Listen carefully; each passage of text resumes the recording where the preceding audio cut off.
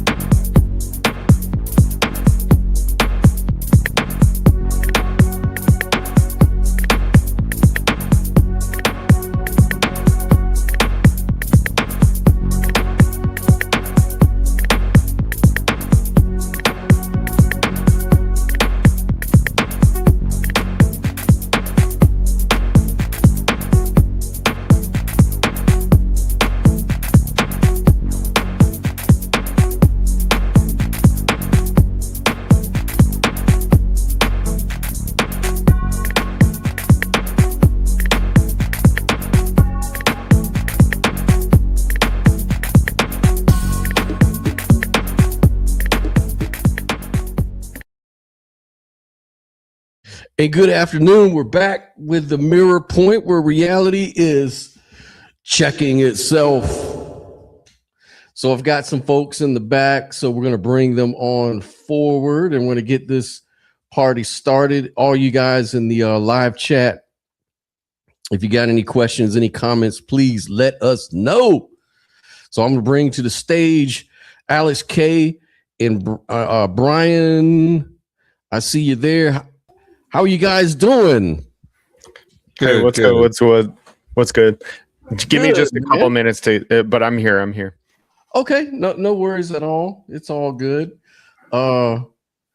I don't think we met, Brian. I've seen you, of course, hosting and everything with the Reality Gone Mental channel.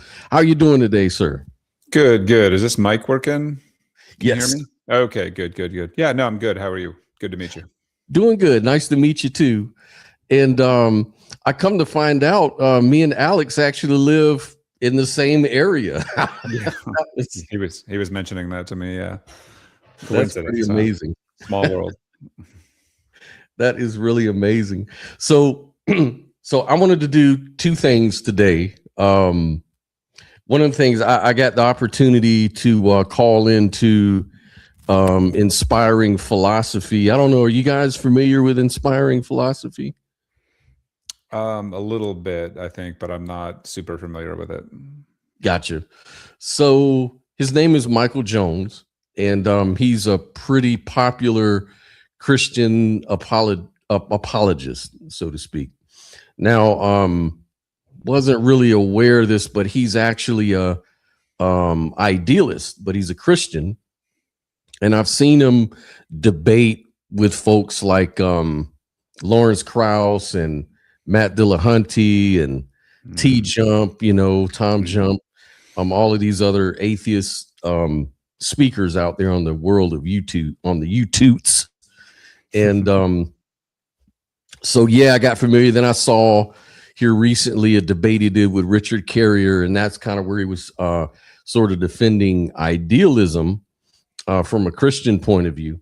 Anyways, earlier this week, I called into his show. We had a little discussion about it, him and his co-host, and I was hoping he would come through and we could discuss it, because his co-host did say he wanted to sort of debate it or discuss it on the channel, but I didn't get any reaction yet, so I thought I would just go ahead and do the reaction to that stream.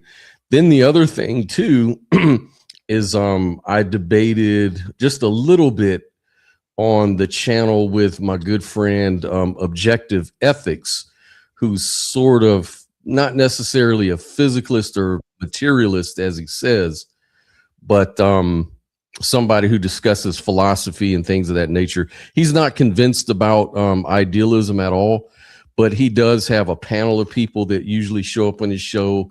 One of them being Mark Reed, which is another kind of popular atheist debater. He's usually on like Modern Day Debates and some of those bigger channels. And yeah, we started talking about idealism, and right when it was getting good, though, we got cut off, so we couldn't finish it. But I did want to kind of let you guys respond to that as well. I see Joel in the live chat. He was there. Hey, Joel, how you doing? Maybe in a little bit you can jump on in. And yeah, I'm sort of an agnostic inference engine, sort of an agnostic when it comes to God. I don't include, things like gods and things of that nature in my defense of, idealism. It's too much to add, it's adding too much, for me. But I used to be a Christian. So, hey, Alex, how you doing, sir? Hey. How's it going? I'm here now. I'm here. No problem, man. Good. So I'm going to jump right into it. We've got some folks backstage, another guy backstage, and I'm pretty sure we'll have more as we get through it that may have questions and counters to what we're talking about. So I'm going to go ahead and share the debate here. This is the video I was referring to. Let me back it up, because where it starts, get a good starting point. So anyways, I'm going to let the video go, and we'll stop it along the way when needed. Yes. Let's bring up Scott here. Scott, how you doing? Hey, how's it going? Can you hear me okay? Yeah, I can hear you okay. What's going on? Okay, You got a good radio perfect. voice, my man. Cool, man. How are you guys doing today? Doing good. Good to hear it. Look, I'm just calling to maybe you guys can put me through a little stress test on my on one of my views. Like I'm not a theist. I don't really believe in a personal God, so therefore I'm not a Christian. But I am a non-dualist idealist. Not sure if you're familiar with any of that, but basically I kind of Do you know who I am, sir? a little bit seen you around the block. Well, by non-dualism, it's hopefully this isn't a derogatory term to you, Scott. It's like the new age stuff. So like making non-evaluative judgments about New the world age and stuff like that. Oh my God, yeah, that was the first thing that like, how is non-dualism new age? I don't know. Have you guys ever heard that? We've heard, but yeah, go ahead, Stash. Yeah, no, I mean, of course we've heard it, but like, Advaita Vedanta is not exactly new, so I'm not sure how it applies. I get that there's a certain kind of new age, all is one kind of thing there. There's no doubt that the new age kind of draws from non-duality and amplifies it, and then usually tries to merge it with science or something like that, and kind of create a bit of a mess. But yeah, there's nothing new age about non-dualism. Maybe the quantum sauce Maybe the non-dual quantum sauce is New Age, but I don't think idealism is necessarily that, right? Or Advaita Vedanta or non-duality or whatever. But I kind of get it too, you know. Like, I mean, the New Age has a lot to answer for. Yeah, that it's unfortunate they, you know, and it wasn't trying to be derogatory, but you know, I guess, you know, you can't account for everybody's ignorance on certain matters, so I just kind of let it go, you know. It's fine. Yeah, totally. Yeah, it's okay. It's okay. Yeah, so I'll keep it going here. Scott, you should or you're saying you're an idealist? Correct. Yeah, you should check out my channel. I've got a ton of videos arguing idealism is true. Oh, cool. So we Right. got all of these on the already. Screen. Yeah, all these on the screen are some of my videos on idealism. Oh, perfect. I will definitely check that out. I did subscribe to your channel. I just haven't had a chance to look into it. I used to be a Christian. Okay. And I'm interested in apologetics and epistemology and philosophy and all that good stuff. But I'm not going to try to hold you for any kind of argument or, I mean, anything like that. But basically just to kind of get your view, because, you know, as I'm kind of persuaded that reality is fundamentally mental or experiential. Yep, it is. So maybe the difference here is that I don't think we need to really posit a fully meta-conscious personal God at the ground level. I'm more persuaded by a non-reflective field of subjectivity, if you will. You know, that basically an argument from sufficiency, something more parsimonious. I kind of appeal to Occam's razor. So this is going to be where he jumps in with the first objection. And this is kind of what I want you guys to, we can take a look at. But yeah, you know, you try to, you know, I'm kind of like you guys, you know, I try to keep it very parsimonious, very simple. I don't want to, you know, include more entities than necessary in order to argue for idealism. And of course, this is the big difference here. Right. Yeah, I feel like being reductive is a virtue in terms of like philosophy or trying to explain reality, right?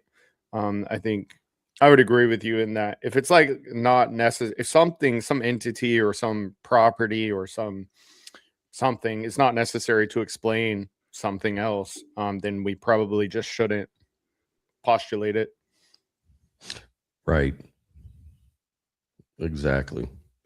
I don't want to really. What's at the fundamental base level? What is subjective down there then? Yeah. So yeah, that's the thing that I understand would need explaining, like the existence of experience. You know. Right. Something's got to be experiencing. If experience is the base of something. Right. Exactly. I guess Christian idealism is what you'd maybe identify with. So basically, you're saying that there's a metaconscious personal God that would have like beliefs, knowledge, intentions, all that good stuff. Yep. I mean, I think that's the most rational thing. Yeah. So he says that's the most rational thing. I think I understand what he's coming to, because I think he's sort of confusing metaconscious or self-awareness with experience and subjectivity. Like there has to be a subject-object split. And as we go on, we're going to try to break it down to see which is makes more sense. But what do you guys think about that so far? Have you ever heard of this idea that for there to be a field of quote unquote subjectivity, you're going to have that split? Otherwise, you might as well argue for physicalism, as they say. Yeah. I've actually been talking about this a lot the last few days. Actually, people want to say that for there to be a subject, there must also be an object. But also, it seems like Mike wants to say something like, you can't really have this field of subjectivity or a fundamentally experiential reality without having what the Christians would call God. And I think that I would dispute that pretty heavily. Like I would resist that quite a lot. Yeah, I think when you actually look at mind and what is actually common, like between, say, your mind and my mind, you're not looking at a complicated thing. You're looking at the most simple thing there is, that there's this common awareness that we both share. And that's everything else in our experience is different except that. And so I think that there's no need to have it be that all of the extra higher level mental functions that are going on in a human being need to be projected onto nature. And what you can see is common is this very simple awareness that's just the mere fact that something's happening at all. Yeah, exactly. And that seems to be a little baggage that a lot of physicalists or materialists will confuse with idealism. They'll think that, oh yeah, you're just anthropomorphizing nature, because you're conscious, that must mean the universe is conscious. And so they also bring that baggage along, that to say, oh yeah, the universe has psychology, it has intention, creativity, all these higher functions of human brains and stuff like that. But we already see in nature that other animals or creatures we don't consider metaconscious exist. And so they're on a spectrum, and it gets, some animals have no self-awareness, right? And so why would that be the case if the universe was all metaconscious? Like, it just came out that, the reality just comes out with all these special functions and psychology and stuff. It's definitely not parsimonious, Yeah, I think that's it's a fair charge from the physicalist to the theist to say that you're projecting this humanness onto nature itself, but it's misplaced when put at the monistic idealist, who's only projecting on the base consciousness that's aware of all that and not all of these other higher level mental functions. So I think it is sort of like, and I think it gets mixed up when a physicalist is talking to an idealist. They just sort of assume what you're saying is that the universe is my mind. It's just like my mind. And I think that's just not what we're saying. Yeah, it's a person, it's a being, it has desires, it has plans for the future. All of that would be anthropomorphic. But like what the idealist wants to say is that the lowest common denominator is just this base awareness, this non-dual, impersonal awareness. And I just think it's it makes sense to me, but whatever. Yeah, absolutely.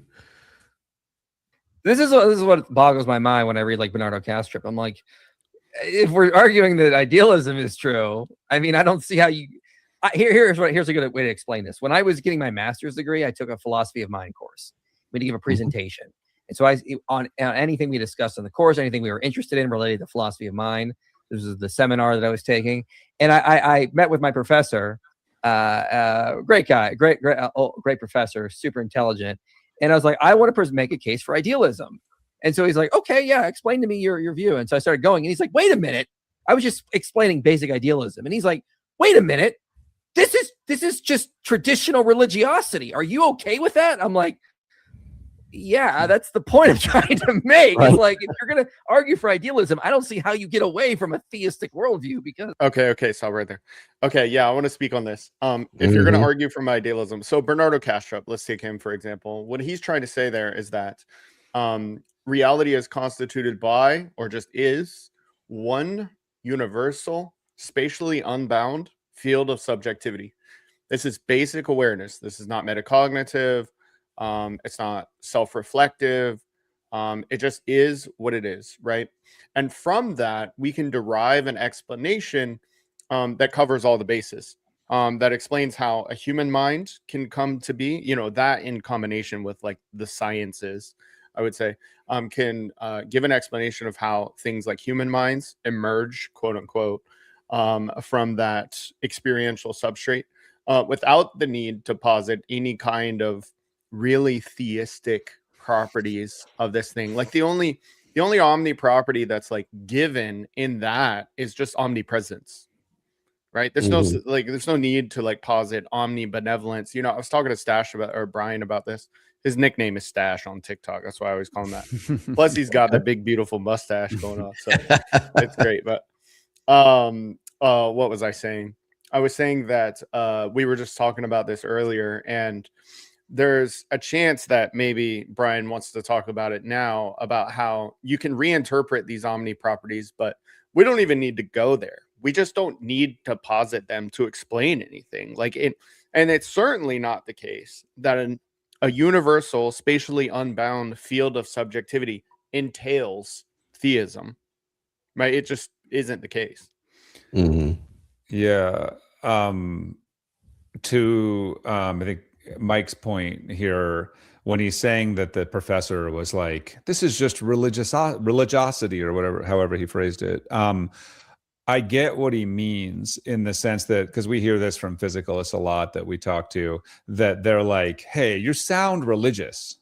Like what you're saying sounds religious. That's just because it's not physicalism. Right. That's not because it's actually, yeah, go ahead. Well, but the commonality is we're both talking about mind being fundamental, right? But that's where it stops. And that's the thing that I think is missed. When he said, you're just talking about religion, that's like leaving out a lot of what religion is also saying on top of what we would be agreeing with. While it's true, there's a commonality, and I often find myself, and for a lifelong atheist, this is like hard to exactly metabolize, but I definitely find myself in much more agreement with a theist on where it matters, like on the fundamental, right, than I do with a physicalist. And the physicalist looks at me like something kind of smells religious over there, you know. And I think that's what he's pointing to, that there is a fundamental commonality in mind, but we would just like need to make this distinction between like what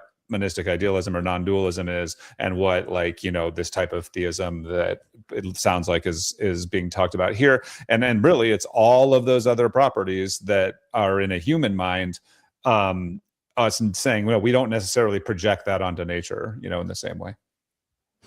Yeah. I have X Music, and I think he leans physicalist. He's always commenting on that, but he says, because there's no direct evidence, it's explanation of the gaps, just like God of the gaps. Now, I would say that actually physicalism is basically saying consciousness is generated by the brain, even though we can't explain how that happens at all. And even in principle, it seems impossible, is physicalism of the gaps to believe in that. When we're just saying, look, what's self-evident, we're just going to say is fundamental, because there's just not a coherent reason to think that it would arise. But so I think the charge of God of the gaps is actually misplaced here. I do think if you're going to invoke God to explain things in nature, physical things that appear in nature, that are just not yet explained, that would make sense. But in this case, we're talking about a different category. Yeah, I just want to say, like, outright, like, I'm open to having any debates, like if somebody wants to call in. But that being said, experience is the only thing that nature has given you from first principles. It's the thing you know most directly, and it's the one thing that cannot be denied. Not like the content of your experiences, but the fact that experience exists, right? This is very different than some kind of a God of the gaps. Like nobody's ever, well, I shouldn't say nobody's ever experienced God. It's certainly the case that many people claim to have, but I'm just saying, like, parsimoniously, right? The most conservative position is if there is no evidence of emergence, aka consciousness emerging from physical stuff, you just shouldn't postulate that. And the natural next option is that reality is experiential. I mean, that's an oversimplification, but I think you guys get the point. Oh yeah. And you know, asking for some sort of evidence, I assume what a person like that would be asking is, we should be able to look into a microscope or a telescope or something, and we should find this consciousness particle or something like that. And that just doesn't make any sense. I mean, consciousness is always going to show up for us as brains, as embodied, expressions. Consciousness is something you're just going to know, like you said, from first principles, primary. It's a primary knowing. It's experiential. You don't find experiences out there. They're internal. So asking for evidence is just kind of weird. It's a weird category he's sort of putting on it. So, and typical, he'll say we can manipulate every sensory receptor and affect our experience directly. Brains don't work alone. It's brain plus entire nervous system. Those are the correlations, though. You're making a correlation argument. Yeah, we call that the argument from brain damage, and we call it that, not to be pejorative, but just because the correlation argument becomes tries to get turned into causation in that argument each time, and there's just not the evidence that's there. What we really need from the physicalist side is a mechanistic explanation of cause, in order to take that data and add to it an actual explanation. Yeah. So with this correlation argument, right? Affect the brain, affect contents of consciousness. Yes.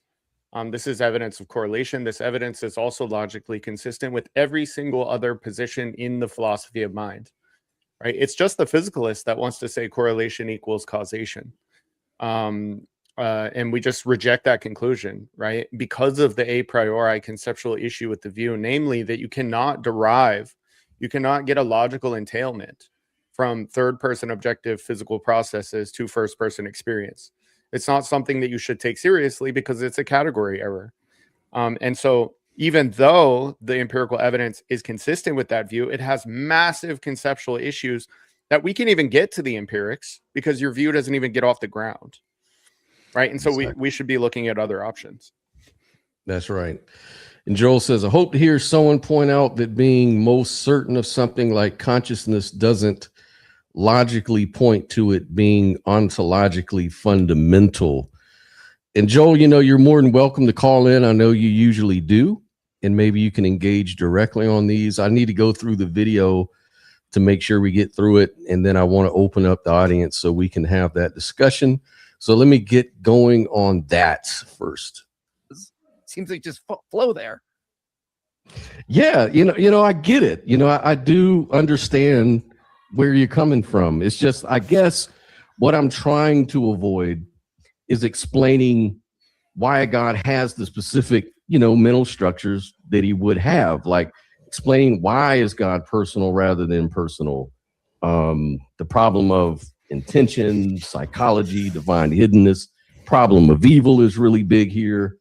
It just seems easier to argue for an idealism that kind of avoids all of that stuff. So for me, I guess a non-reflective field explains consciousness without needing to explaining any sort of psychology of that field or intentionality.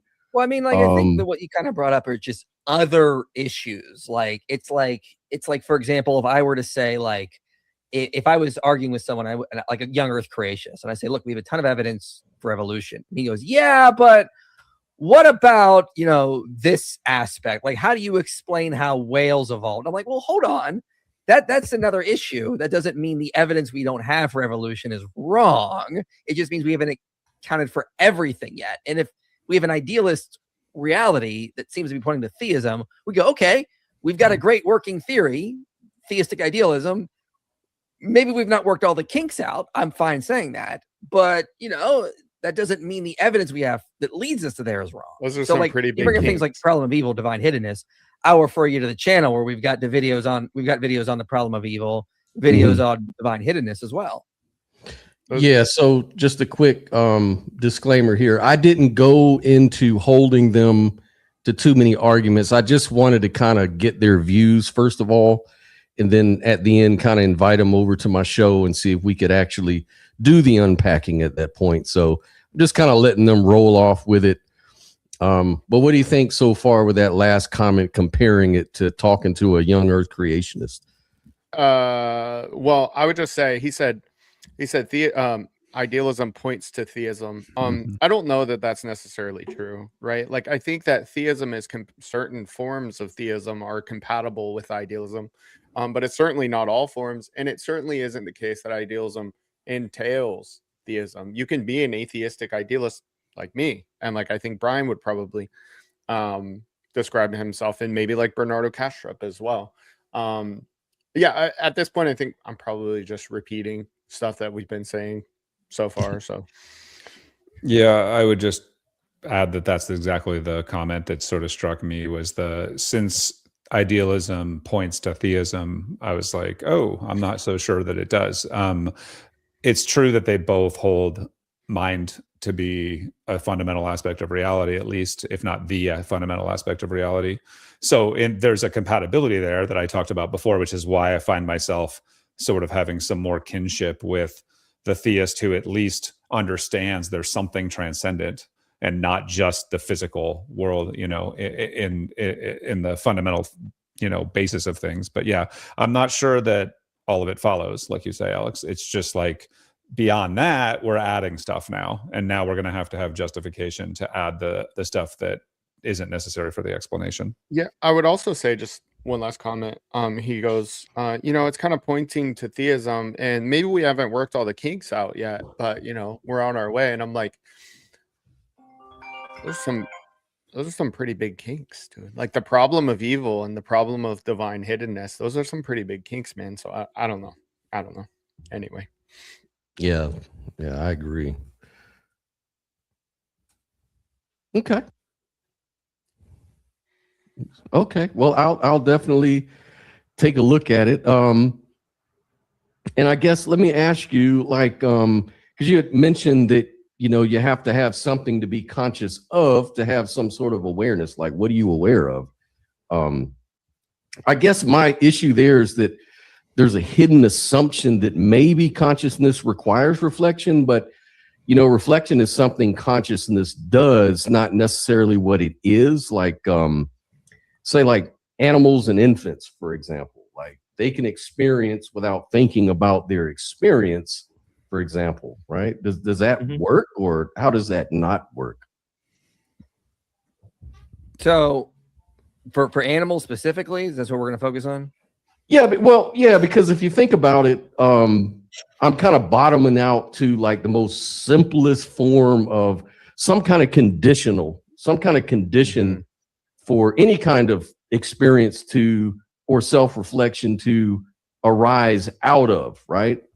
And so maybe looking at something simpler than metaconscious humans, kind of like a puppy dog or a bat, like, something that we don't really assume has that sort of self-consciousness. Well, we know those things exist. I mean, in one way, Christianity kind of resolves this. God is triune. The Father's aware of the Son is aware of the Father, they're aware of the Holy Spirit eternally. So you have that awareness there, and you have three conscious persons of one God. So so the Trinity. It doesn't need to be solved. It's not a problem. Awareness does not require an object, right? An object requires awareness. So it's exactly backwards, right? Many people will say something like, well, what is awareness if it's not aware of something? It is the necessary precondition for awareness of something, right? It's logically necessary that awareness exists prior to and independent of awareness of something. It just seems obvious. Scott, I think like you were trying to get at there that like, look, we have these animals that we know are, to the best of our knowledge, we're pretty sure they're not like have self-reflective consciousness, right? So that exists in nature. So why are we saying that the fundamental nature of reality has to include the human self-reflective awareness, right? Right. Yeah.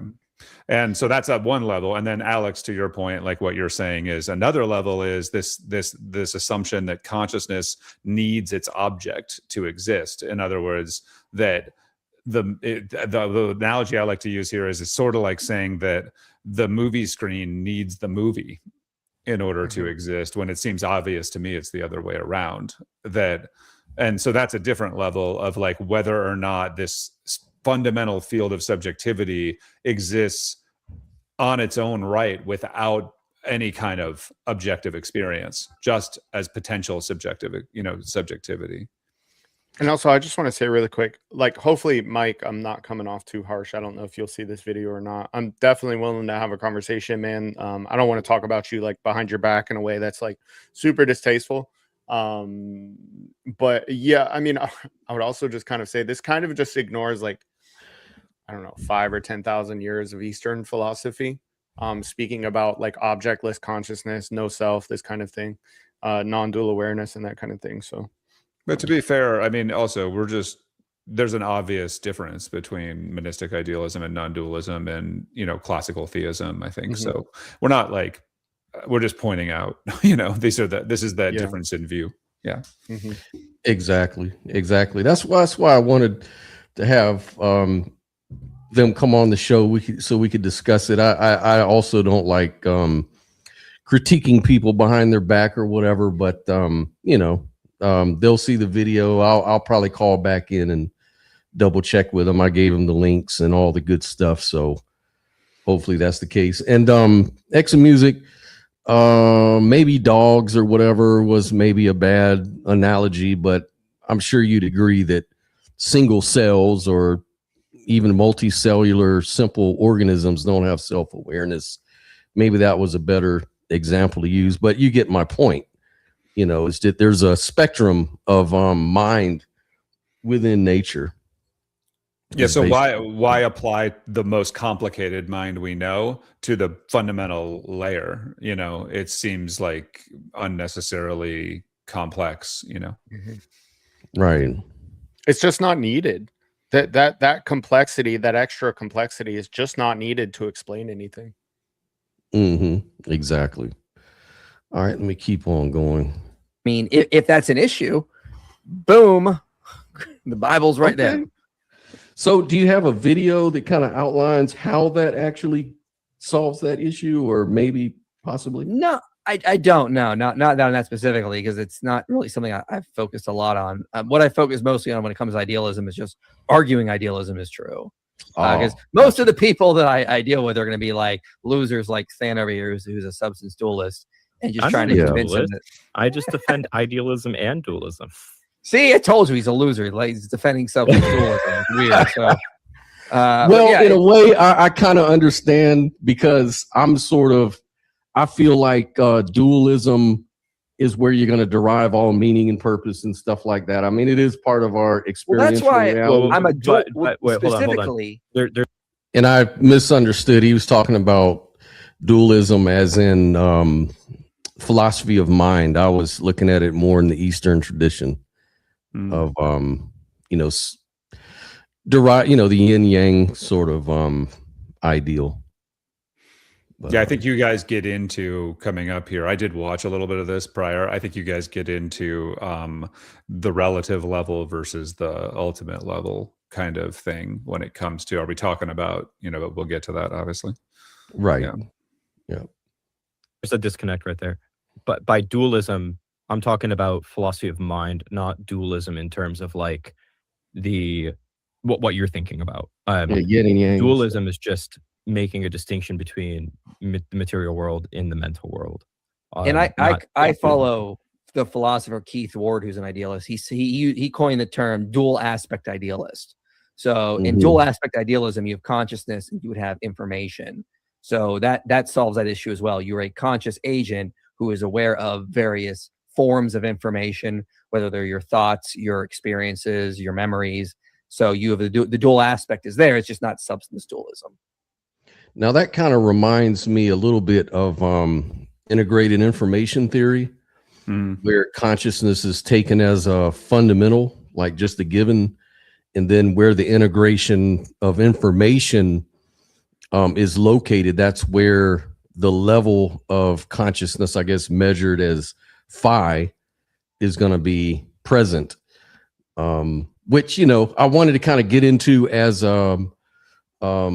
because one of the things I do is I do a lot of Steelman debates. So even last weekend, Logan, if you're out there, he'll know what I'm talking about. I was on his channel, and he wanted to debate someone for the existence of God. And just as a steel man, I jumped in and,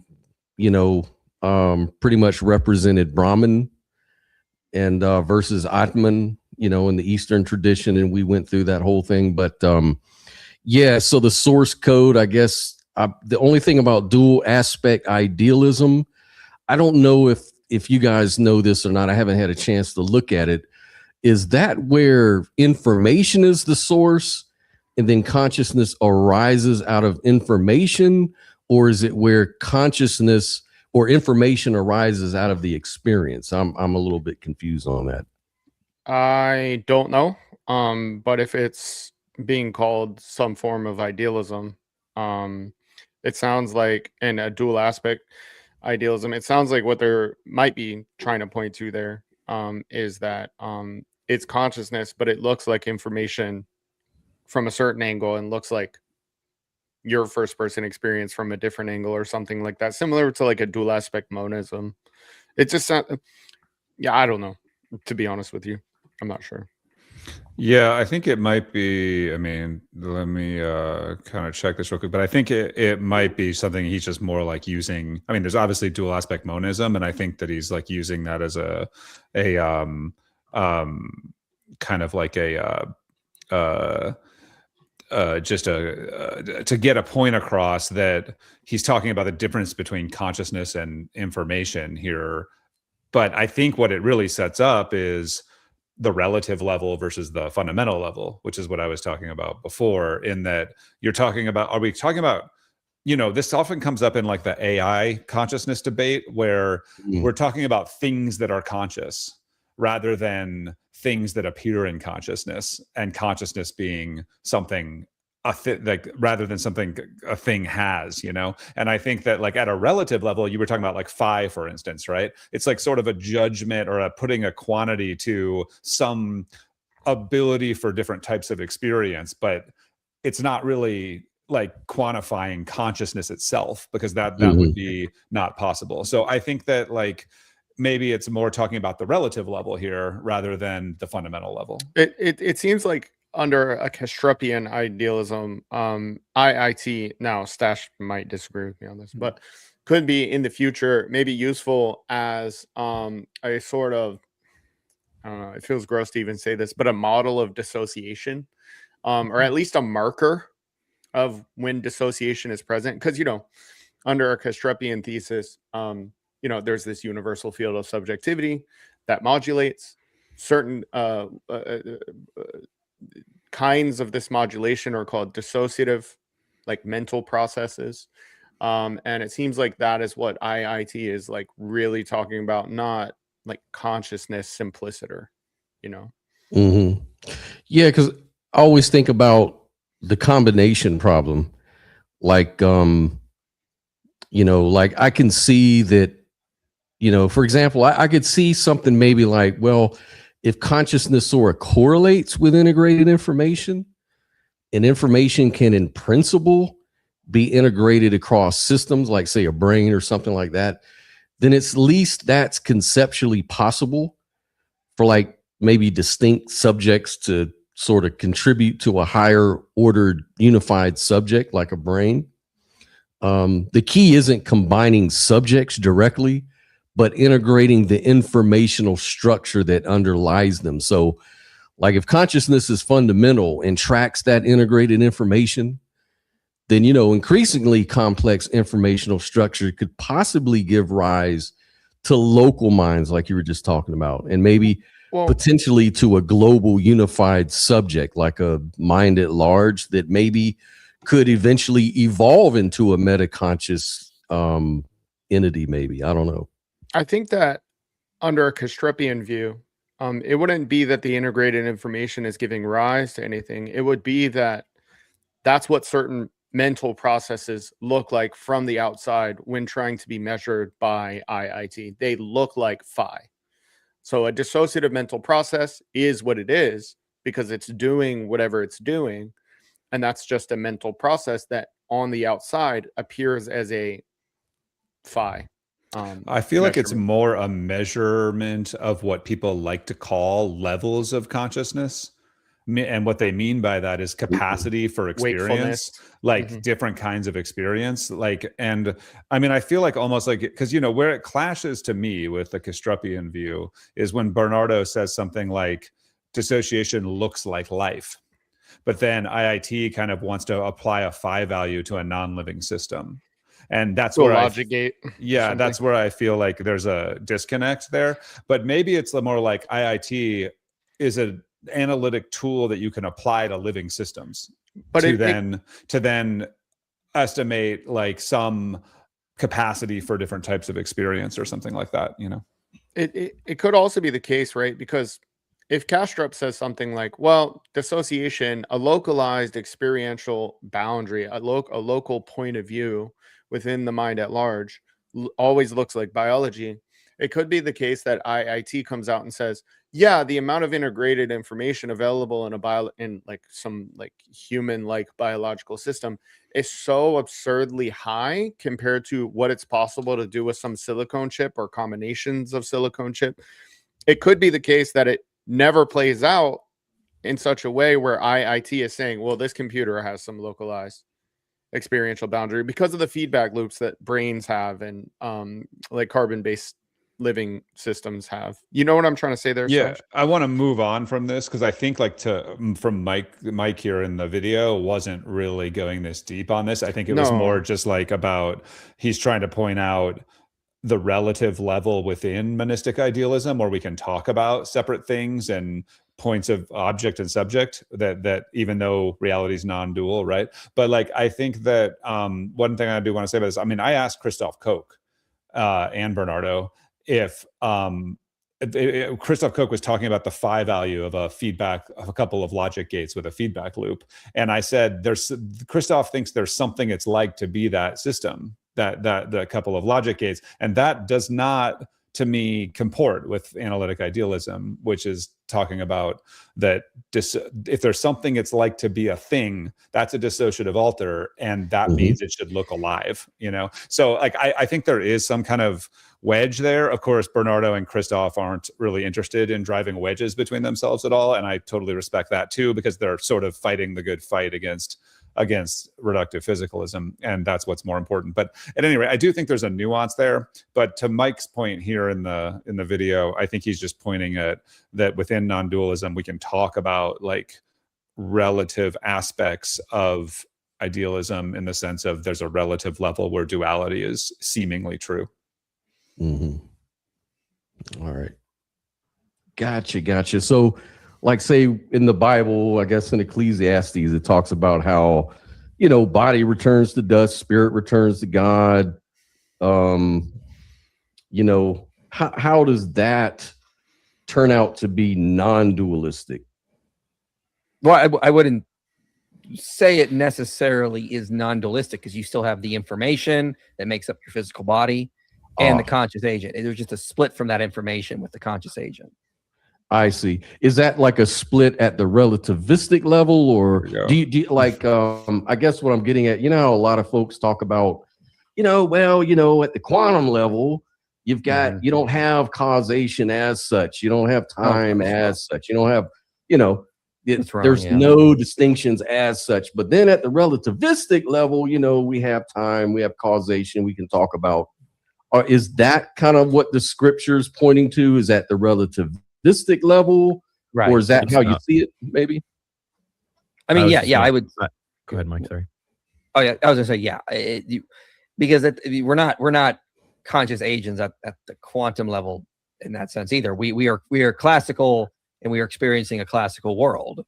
So when we die, the conscious agent splits from the body in the sense that the information that we were experiencing, we are cut off from.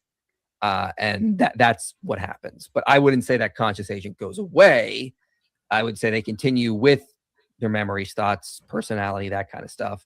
But So I guess he's saying that the experience derived, or the information derived from an experience, gets sort of integrated with God, the mind of God, or whatever. I think he's going further than that. He's kind of saying the soul carries on as a separate entity. Yeah, that's what I heard. Yeah, like dualism. Like And there's a real thing called a person, like Scott or Brian or Alex, that like has actuality. Like to me, this is the big difference. Like that thing is a pattern that we mistake ourselves to be, but it's not what we really are. And the sort of waking up from that is the recognition of that identification being incorrect. So like there never was a person to continue on in the first place. It was always just an illusion. It's just consciousness doing different things, acting like different people, essentially. So I would like want some sort of like argument to hold for like souls, or to hold two souls, or some kind of consistent ego identity that continues on after death. Yeah, to us, the body is the image of that separation. That when gone, when the life is gone, right? So is the separation, because it literally is what the separation represents itself on the screen of perception. So there's no actual difference there, other than you know, it would be weird if there was still a separation, yet the live body was no longer there, you know, like you'd have to have some explanation for that, right? Yeah. Get cut off from the experience and the information of the body. Gotcha. And I agree. There's definitely a disassociation. Like I'm disassociated from what I was doing last Tuesday at 2:00. I can't remember that crap. So I believe in that kind of disassociation. But I guess, wow, I've got so many questions. I don't want to take up too much time. Well, does this have anything to do with the resurrection, which is the kind of well, topic? yeah, well, it's sort of attacking the fundamental to the resurrection. I mean, for one thing, in my own personal experience, and I guess it's called a miracle for a reason. It's not a norm. It's an extraordinary event by definition. It's not something that we would expect to see every day, a person rising from the dead after 3 days. And so for me to believe something like that, it seems like I would have to have some sort of maybe convincing argument for it. Like, you know, obviously we can't get in the time machine and go back and check it out. But I've heard, you know, so many arguments over the years, and I'm sure you guys have heard them all too, based on what I've heard your conversation so far. You know, and we can talk about priors and the Bayesian inferences and all of this kind of stuff, all the prior stuff that goes into it. And I'm trying to really stay away from that, because I don't really put a whole lot of stock into my own rationality when it comes to big questions like that, because who says that humans necessarily understand how reality really works at that level? So I'm not going to really sit there and say, hey, I'm smarter than that. You know, I understand that, you know, but it seems like there should be some sort of convincing, I don't know, for me personally, to really wrap my head around that. Yeah, I just wanted to kind of leave that door open, just so I can, you know, get them to speak on that thing, because, you know, on our view, you know, there's patterns and regularities in nature. That's how consciousness is expressed, you know, and it seems like miracles and stuff like that are a direct violation of those normal patterns and stuff like that. And if that's really going to happen, then again, we appeal to Occam's razor. Like, what is it that can explain those things in the most simplest way, especially if our entire experience, which is really what is fundamental epistemically, is our firsthand primary experience? Why should I take that on board?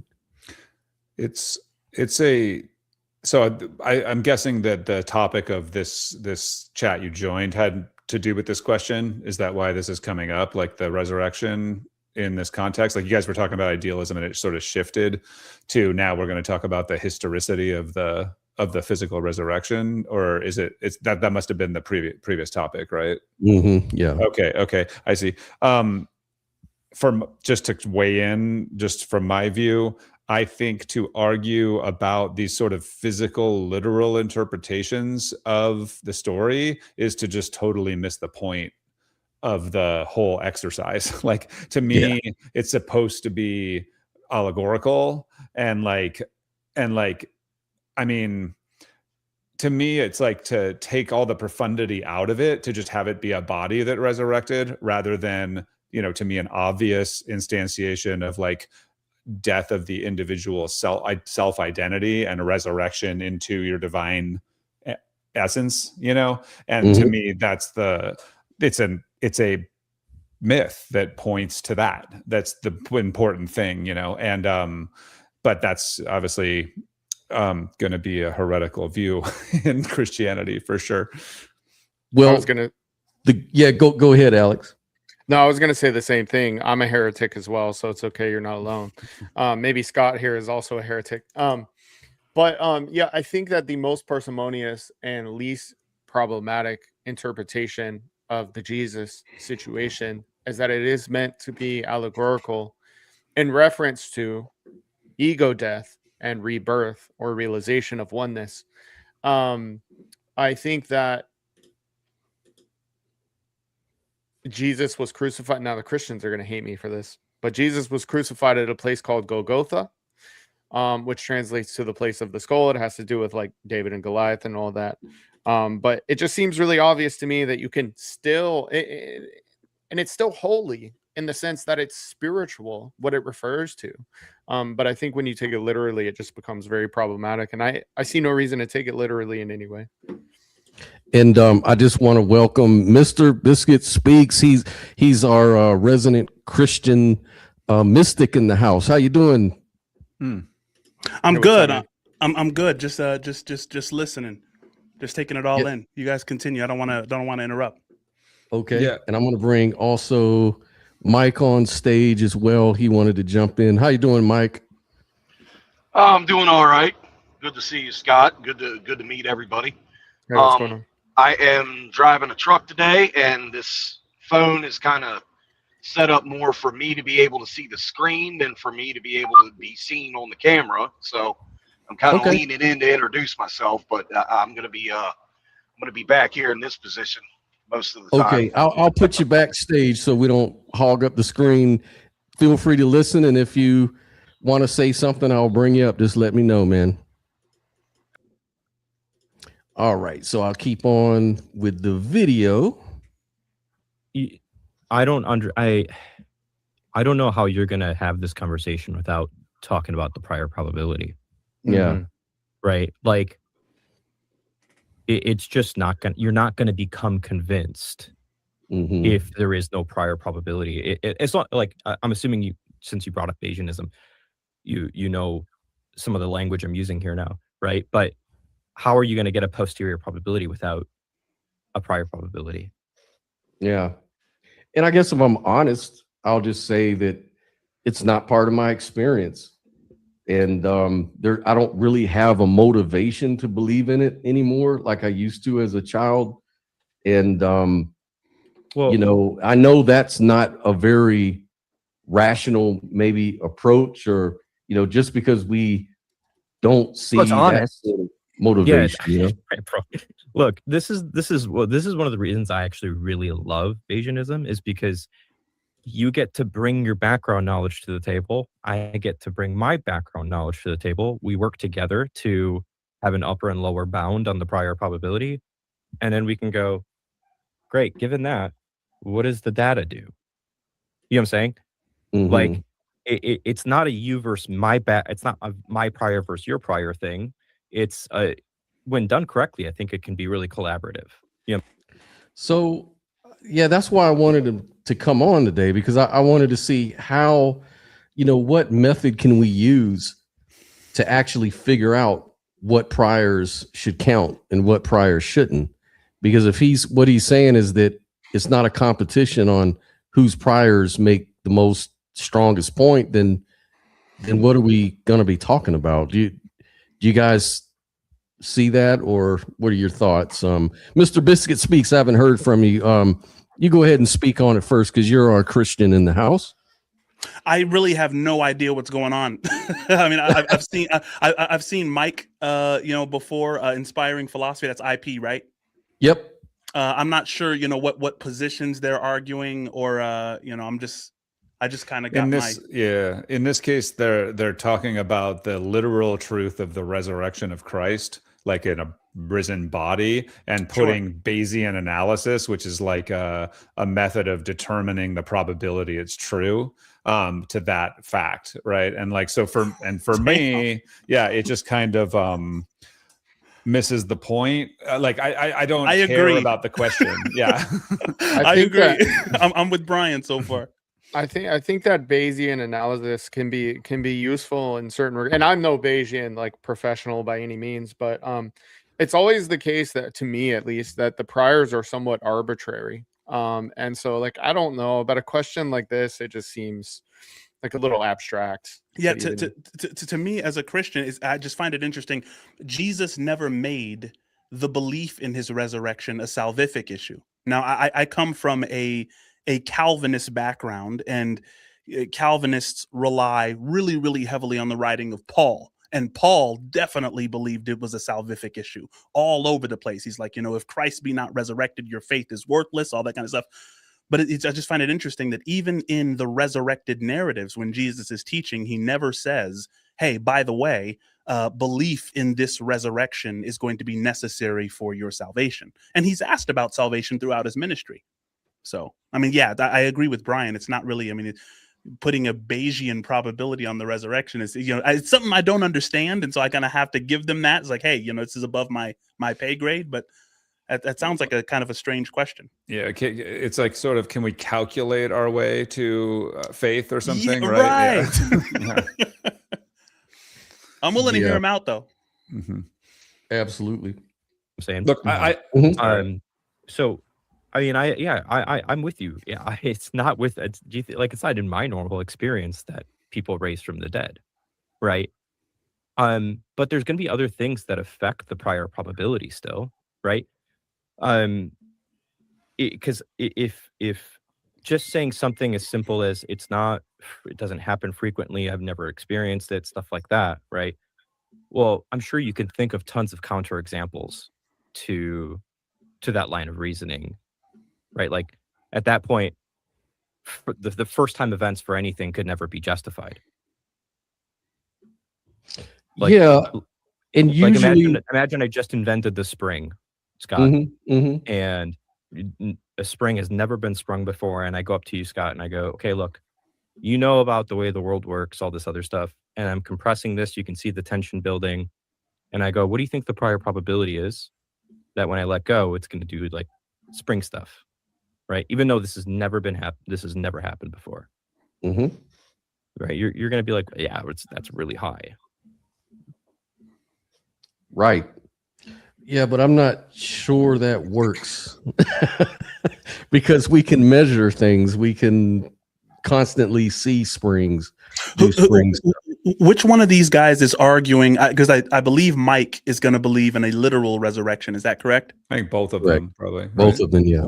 Both of them believe in a literal resurrection. So what's the argument here? What's the argument they're having? He's just talking about how to come up with prior probabilities, like, which is why he's talking about the string. And like, I don't know, maybe one of you can explain it a little better, but I understand the prior probability of the spring. He's saying like, look, if you've never seen this before, you would say that the prior probability is very low. He's actually saying the opposite, which I disagree with. He's saying you'll be able to see from the spring being compressed that the probability that it's going to go boing is high. He's saying, got it. Because he's saying like you can see the tension building or whatever. Right. Gotcha.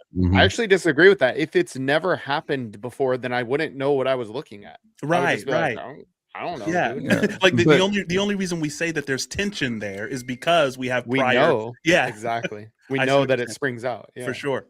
I would just say that there was an interesting conversation happening about the fundamental nature of consciousness, and then it moved to a very uninteresting conversation about whether or not the literal resurrection is true or not. But I understand why it's important to a religious person but like somebody who takes this to be a necessary aspect of their worldview, that why they would care about this particular question, right? But for me, it's like we're now moved to those kind of concerns, rather than what are we talking about when we talk about this reality, and more into I want to defend my particular story kind of. Sure. Yeah. Yeah, I'm gonna get through this. It's almost closing. But I mean, something that we could, I mean, I would love to get you guys' insight in. You know, Scott and I were talking about the Bernardo Kastrup and Jay Garfield discussion. That would be fun to interact with you guys on, and you know, get your perspective. Yeah, for sure. Did you guys see that video, by the way? I was live for that. I was in the Zoom while that was going on. No way. Yeah. I'd love to get your impression on it on a playback. Sure. Yeah, absolutely. So there's going to be other things that affect how we might assess the prior probability of the resurrection. Part of that is just going to be how we model out what we think reality is like, and if there's a God or not, and what things are good or bad and stuff like that. So for instance, like if in my background knowledge, I have this idea that a God exists, and I also think that this idea of like joining in with your I'll say subordinates, for lack of a better term right now, right?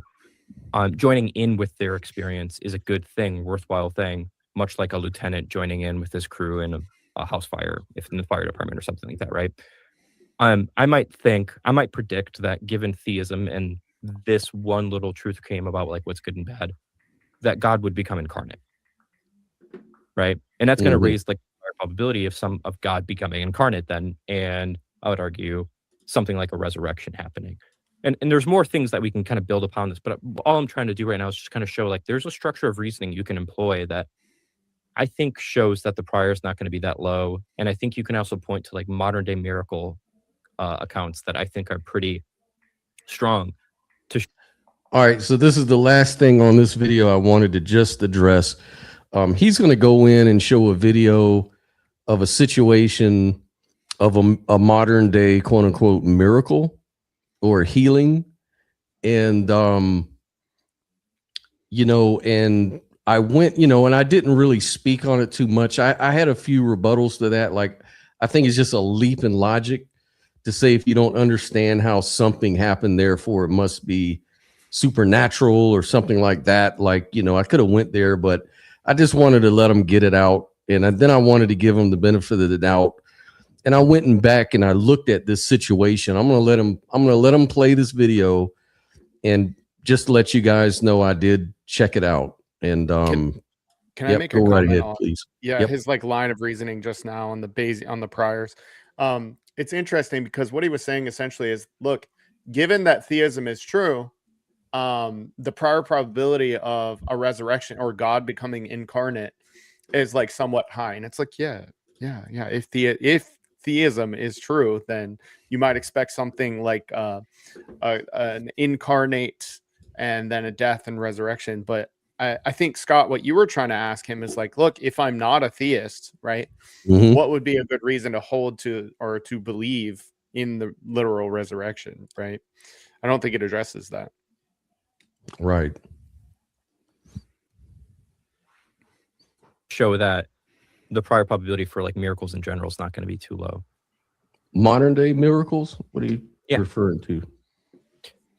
So for instance, like Barbara Snyder, if you've ever heard of her, she, I think in the 1970s, she was diagnosed with MS. 80s. It got progressively worse. By the time 1981 comes around, she was as close as you can get to like the end of the disability scale. She's a paraplegic. She has 2 paralyzed organs.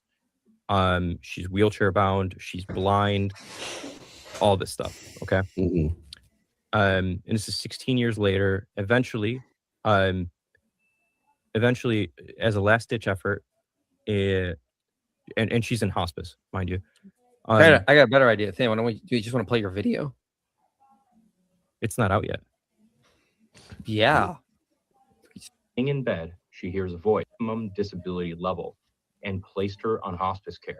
Then on June 7th, 1981, her family gathered to pray. While lying in bed, she hears a voice, "Get up and walk." In a literal leap of faith, she stands up, pulls out her breathing tube, and within minutes, her sight returns, her breathing normalizes, and she's walking. Within the same day, we have many people witnessing and testifying to seeing the former paraplegic now walking. This includes her walking up to her doctor, and he stops all treatment, says he's never seen anything like it. Follow-up reports confirm this. No signs of MS, no neurological deficits, nothing. If you want to say this wasn't a miracle, then you have a problem. MS does not suddenly reverse. Multiple biological systems don't all at once spontaneously heal. All right. So what are your thoughts on that? A modern day miracle. Each of you guys, can you think of any other explanations outside of a miracle that could explain that? There's something that Alan Watts says in one of his speeches that I like a lot, where he goes, I'll grant you all this stuff. I'll even grant the miracles. And he's like, coming from someone who's, spent a lot of time in the East, miracles are a dime a dozen. Like they're in every tradition. And coming from an idealist point of view, I will say this: if you're under physicalism, something like this indeed has absolutely no explanation, right? But in a mental universe, right? There can be exceptions to the dissociative boundary, if you will. Like the dissociative boundary doesn't have to be completely solid in a sense, and you could have things that don't make physical sense necessarily. So I think like you can grant that things can happen, but I don't think it says anything in particular about one particular ideology then being true or not true. I guess that's the way that I would say. Like, sure, something like this could be an anomaly, an outlier, and that's okay with my naturalistic philosophy as well. What say you, Alex? Yeah, I would just pretty much agree with what Brian said. I think that under a monistic idealist ontology, things like this are, say, more possible than they would be under something like physicalism. But to take one event and sort of authoritatively declare that this was a miracle is probably problematic. And I would just say, like, if we're going to accept that this is a miracle, we also have to accept like all the evidence of aliens, bro. Like you don't get to have this without the aliens too, because we have like good evidence on. I just mean like, I think Christians tend to not want to go that direction, but there's evidence that's similar to the structure of what he just presented for other things too that you would, I think, have to accept if you're being consistent. So if I could just add, like to actually quote the thing that I was referring to, Watts says this. He says, now the question of authority needs to be understood because I'm not going to claim any authority to you except for what I say, such as it of history. This has you could think about the authority of history, which is pretty uncertain. But from my point of view, the four gospels are to be regarded, I think, on a whole as historical documents. And he says this: I will even grant the miracles because, speaking as one heavily influenced by Buddhism, we're not very impressed by miracles. The traditions of Asia, Hindu, Buddhist, Taoist, and so forth are full of miraculous stories, and we take them in stride. We don't think they are signs of anything in particular except psychic power. We in the West have, by scientific technology, accomplished things of a very startling nature. We could blow up the whole planet. The Tibetan magicians have never promised to do anything like that. So, like, he's basically saying here, like, yeah, like, okay, there's under an idealist ontology, there's things that fall outside what would be possible, but we don't take that to mean that we have any special purchase on the truth by our particular ideology. I think it's something like along those lines. Yeah, what do you think, Mr. Biscuits? Yeah, I've always thought of like the term miracle to mean something which is beyond the functional capacity of a natural cause, or beyond the functional capacity of a spatio-temporal cause, let's say, and that makes it very difficult, right? Because it's like you haven't exhausted all of the natural possibilities for this kind of thing happening, and so it kind of gets into we just stamp the label supernatural on things that we don't quite understand, which I think has the capacity to become problematic. But I think I agree with a lot of what Brian said. Yeah, I would put it, now that you bring that up, I really like the way you put that, like that the word supernatural comes into play here with miracles, but like what that is usually referring to is from a physicalist ontology, then this would be a supernatural event. But that's what I was trying to get at. As an idealist, I'm not very impressed with miracles. They're just part of my natural philosophy, they can exist in my ontology. Yeah, I almost feel like miracles would be disorienting. I mean, even as an idealist myself, I don't know. I feel like if miracles were like a natural part of my day-to-day reality, I feel like that would increase entropy. Like I wouldn't know, because I mean we gain access to mobility and all these things because of things being regular, because of regularities. So it's like I don't necessarily see supernatural, random supernatural events as introducing much besides entropy and uncertainty. Sure. I suppose it could mean just rare events in our ontology, and like instead of supernatural necessarily, but unusual. And then in that case, you could say, like, let's say the physical resurrection happened. It's just a example of a rare event that doesn't necessarily mean anything super particular about confirming one particular ideology as the truth. It's just another example. I think that was Watt's point. He's like, look, in the Eastern tradition, we got miracles all over the place. So what? It's just sort of not something to be that interested in. That's all, I guess. Sure. Mm-hmm. Yeah, and to be fair, I after that I went and looked up any sort of medical journals that discuss that case, and they said it was inconclusive. They said it was probably a misdiagnosis or a spontaneous remission example.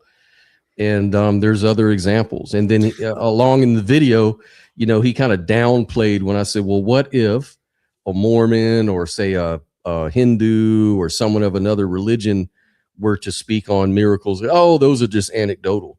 Those don't really count. But that's the problem. that this one turns out to be all anecdotal because it wasn't peer reviewed. There's no literature on it. So, I don't see how that increases his Bayesian probability for Jesus' literal resurrection. But look, I'm more inclined to grant the miracle, but say it doesn't mean anything in particular. Right. Like in a sense, because look, the physicalist has to deny the existence of every quote unquote miracle, because if they were to affirm it, they have to give up physicalism because it can't be true anymore. If you have a counterexample to the laws, what they consider physical, like causal closure, then your ontology is broken. So what I'm saying is this miracle can be true and it doesn't break my ontology. It's perfectly fine with my naturalistic ontology of a mental natural world, but it's rare and it's like interesting, maybe. Mm-hmm. So moving right along. So this was another discussion I had on a friend of mine, Objective Ethics. He has a channel and he usually discusses things like free will or sort of what was the discussion between him and that Christian? I think it was objective morality and free will and those sort of things. And I think this one was on free will. Anyways, the mind-body problem came up, and anyways, they let me on the stage to talk about it. So throughout the video, I was kind of speaking on that. And then Mark Reed, who I was mentioning earlier, he's kind of a popular debater. And so we got into a discussion. He thought it was pretty interesting what I was saying, but he rejects wholesale idealism for his reasons that he outlines. And I'll let you guys hear what he had to say. This is from a physicalist, not a Christian. So this is a whole other, we're going to kind of shift gears here. This is more our wheelhouse. Yeah, that's right. If that makes sense. Absolutely. I'd actually mentioned this while Yerf Dogs was out getting his delivery. And not to be disrespectful or overly critical of the proposition you guys are offering, but I feel like the language is too loaded up. I feel like this is what we're trying to establish. And so I think technically it falls into a question begging kind of a situation where we shouldn't import these anthropomorphized, for lack of a better word, words into this until we've established that that's what it is. If we're really searching for the true answer. So like I say, a lot of people think that idealism means anthropomorphic projection, and then they kind of dogpile on that idea. And I was really ironically, I'm trying to like show them through the whole conversation that's not what it is, guys. But it's I think it's just some sort of block that happens with a lot of physicalists. They just can't see how it's not that, Yeah, I think it's important to we'll see what you say in the video, but point out that it's at least if you're a Kastrupian or a follower of Kastrup or an admirer of Kastrup, it really focuses on being as reductive and parsimonious as possible. And so the lowest common denominator is not some human mind, it's not some metacognitive like God brain, under my view at least, but instead like the absolute simplest thing you can imagine when you think of the word mind, which is just awareness. Right. It would be kind of what I had said. Yeah. Yeah, be more parsimonious. Like for me, like on my view, like I don't look at anything, like I look at quantum fields as physical things because they're physical, because we can measure their behavior. We can measure their, the way they interact, the observation, all of that stuff. So they're physical. I may use quantum fields as maybe a useful analogy, maybe to talk about the idealism as far as like a consciousness field or something like that. But I don't share that kind of view for that same reason. Like the way that philosophers look at raw consciousness is they call it conscious phenomenal consciousness. In other words, it's the opposite of meta conscious. Like what human brains do and animal brains do could be considered meta conscious. In other words, they do intelligent behavior, decision making, feeling, they feel a certain way, qualia, those type of things. Those are modes of meta consciousness. But what I'm proposing is that under idealism, there is a connector, but it's not necessarily anything like a human consciousness. It's nothing anthropomorphic or anything like that. It's just the building block for why an experience is even possible in reality. It's the condition. Well, I think that sort of idealism is a problem because you can trace back the qualia to physical interactions in the brain. And what is really fascinating, and the thing that sort of really pits me against idealism, is people who have had the corpus callosum split down the middle of their head and separate their brains into two different halves. This is that, I think you guys called it the argument from brain damage. Yeah. The argument from the brain damaged. Yeah. I'd like to know how it's possible to trace qualia back to physical interactions in the brain. All that I'm aware of is that qualia correlates with physical interactions in the brain. That's all I know about. But maybe I'm behind on the neuroscience or something. Sorry, I'm just moving my my screen over a second. All right. So the corpus callosotomy, where the corpus callosum is split in the brain, doesn't split consciousness. It splits minds. And so mind, and this is a problem that a lot of physicalists have, this false assumption that by consciousness we mean personal mind. And your consciousness, or the content. Right. And the thing is, I hate when people say your consciousness. I always I make sure to always challenge people when they say your consciousness versus my consciousness. Like consciousness isn't something you have, it's something you are. Consciousness you can't grab it. And that also kind of confuses the physicalist a lot, because they're so used to the subject object distinction. We're talking about pure subjectivity, right? So yeah, I think that's just a false step that they made there. Yeah, I mean, you could say, I've never found consciousness in a brain. I've found lots of brains in consciousness. Yeah. Right. Mhm. Yeah, and I pulled up a paper. This was from 2017. Said the split brain, the divided perception, but undivided consciousness. That they kind of debunked that whole narrative. And I recently saw Sam Harris trying to use that argument against Alex O'Connor, who was trying to argue for idealism. I think Alex O'Connor is switching over to idealism now. It looks like, and I think he is. He won't admit it, but I think he is. He's a mereological nihilist, and he thinks materialism is the most confused philosophical position in history. I think that pretty much firmly plants him in an idealist camp. What is mereological nihilism? It just means that like composite objects don't exist, only simples do. So whatever you take to be fundamental in reality, maybe it's fields. That's all that really exists, and the composite objects are just perceptual representations, if you will. Sure. Yeah. So it's like the same thing as saying things don't exist.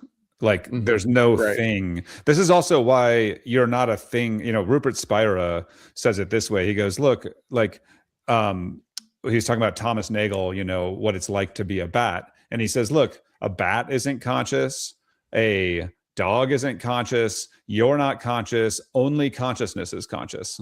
And he says it in the same way you were kind of putting it there. Consciousness is not something you have, right? You said it's something you are, right? It's something you appear in.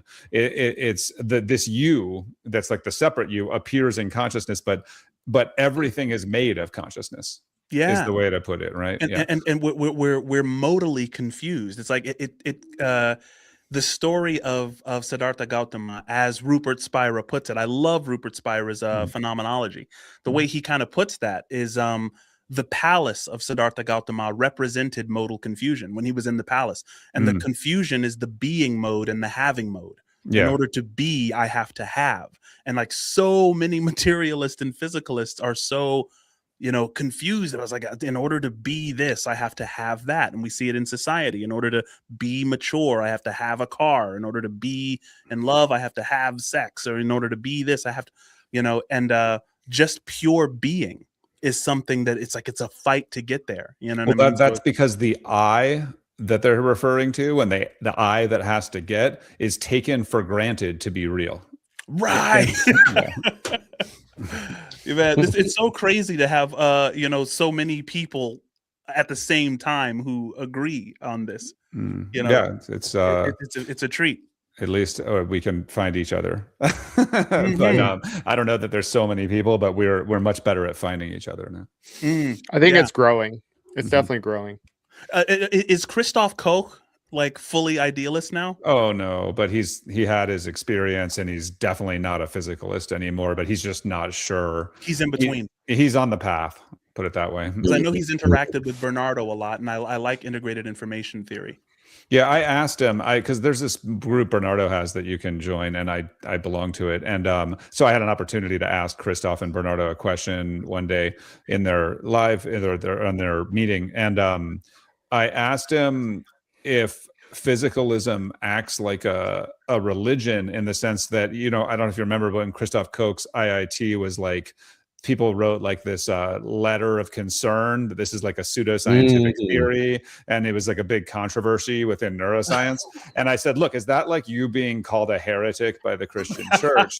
And I mean, isn't it the same kind of a thing going on? And he basically said yes. You know, oh my God, that's crazy. That's a great question. Yeah, you don't get to become a heretic in the Church of Physicalism and just get away with it. So, you know, I think that it's he's on the path, and the more faithful physicalists are quite upset about it, as they're upset about Alex O'Connor as well. Yeah. Absolutely. And their qualia will be different, right? Like each has a different qualia, meaning that if you split the brain, then the the information isn't coming from another place than the physical, because the physical action causes that the representation of the mind and what is experienced by the mind to also split in half along with the personality of the person. There is something called evil hand syndrome, where because and I got to remember which side it is, I think it's the right side controls speech. If the left side wants to communicate something, it's got to use the right hand. Correct. So what happens if it can't communicate it is sometimes the hand attacks the person really wanting something. If it can't get it, it may attack the person, and that is the other side of the brain trying to get them to do something. And it is surprising to the other side of the brain that's doing it. It's called evil hand syndrome. It's absolutely wild. What you have is a completely different person on the other side. And the fascinating thing is, because you can still talk to the other side of the brain by getting the right hand to write stuff. And this sounds so wild, it's almost science fiction, but it's not. It's actual science that we figured out.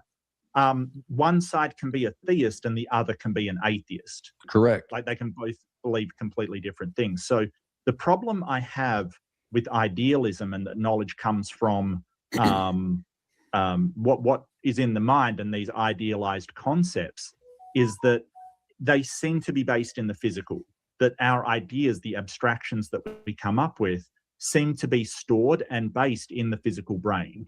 And messing with that brain can mess with the ideas. You can have... Yeah, so in a minute, I'm going to bring up the radio analogy and let them know that that argument just doesn't work, but he's going to try to come off and say that that's a terrible analogy because the brain actually, you don't split a radio and it plays two different signals. It's not the point. That's to miss the point of the analogy. The analogy is just to show that the kind of data he's presenting isn't sufficient to draw the conclusion that he's drawing from it. That's all. I think that. Oh, go ahead. No, go ahead, Alex. I was just going to say, I think that when many physicalists encounter, say, idealism, they're really arguing against some kind of a dualism, right? Like the idealist doesn't reject that there is a physical correlation of mental states. So if I could just like maybe offer an idealist interpretation of the split brain situation. So like the idealist is saying that everything in reality is a modulation of a universal field of subjectivity that appears physical when viewed from a certain perspective. That includes bodies and brains.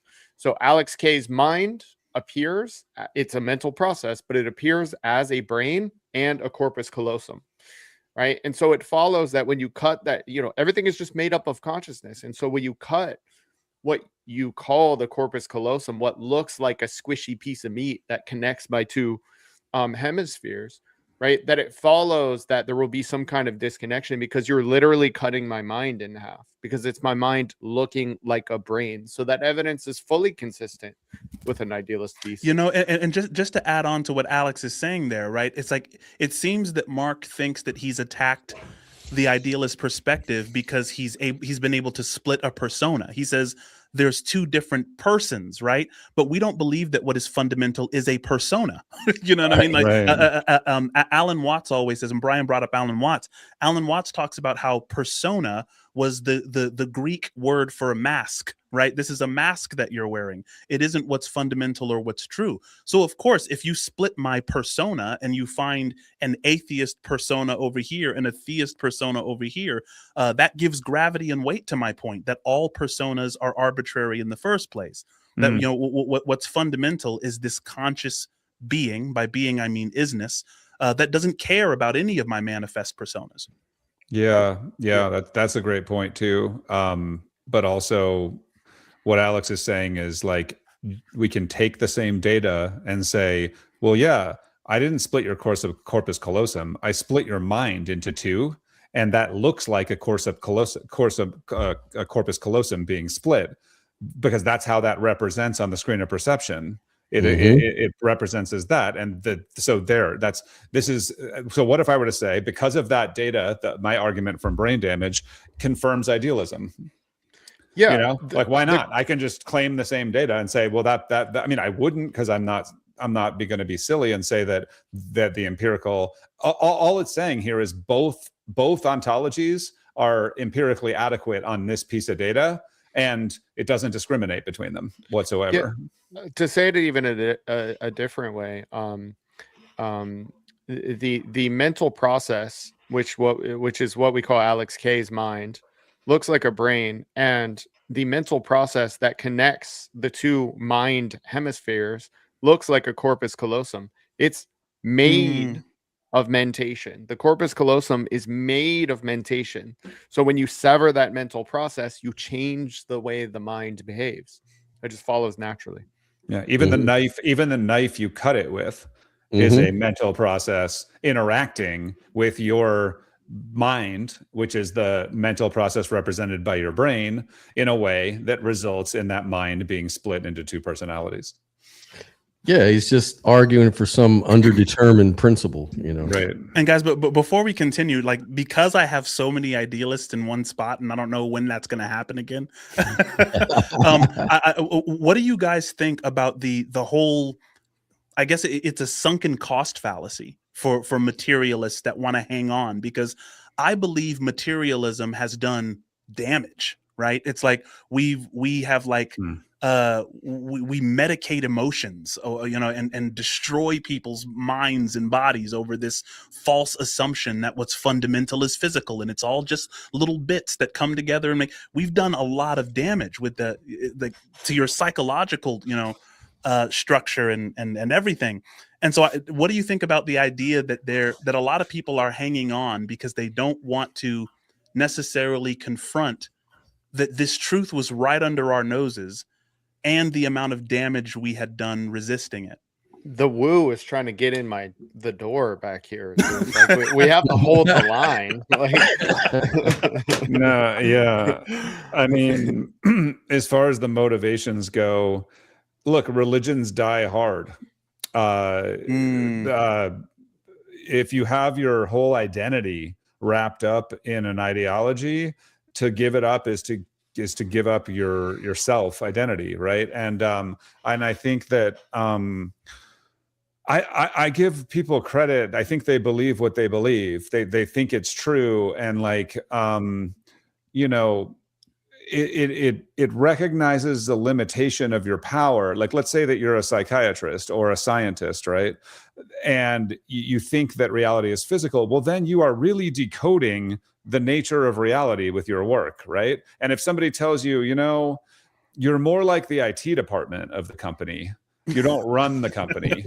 Like, no one wants to be just the IT guy, so they're like, no, I'm the man, so there's a real, and look, and I don't think that people are doing this consciously. I don't think that they're like, what, I'm just going to stick to my beliefs. I give them credit that there's a ton of religious trauma that from, the traditional religions that people are overreacting to. And I think as a broad view, like if you look at a 300-year chunk view, there's like a over-reliance on sort of literalist religion that is now being reacted to by a complete pendulum swing the other way.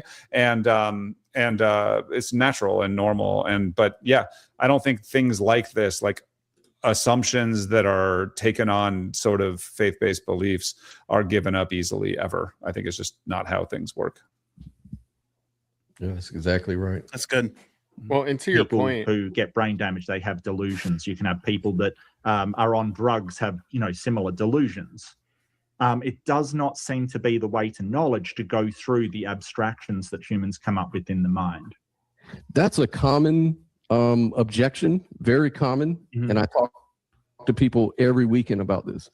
So there's a common objection. And there's also kind of an embedded assumption that correlation equals causation.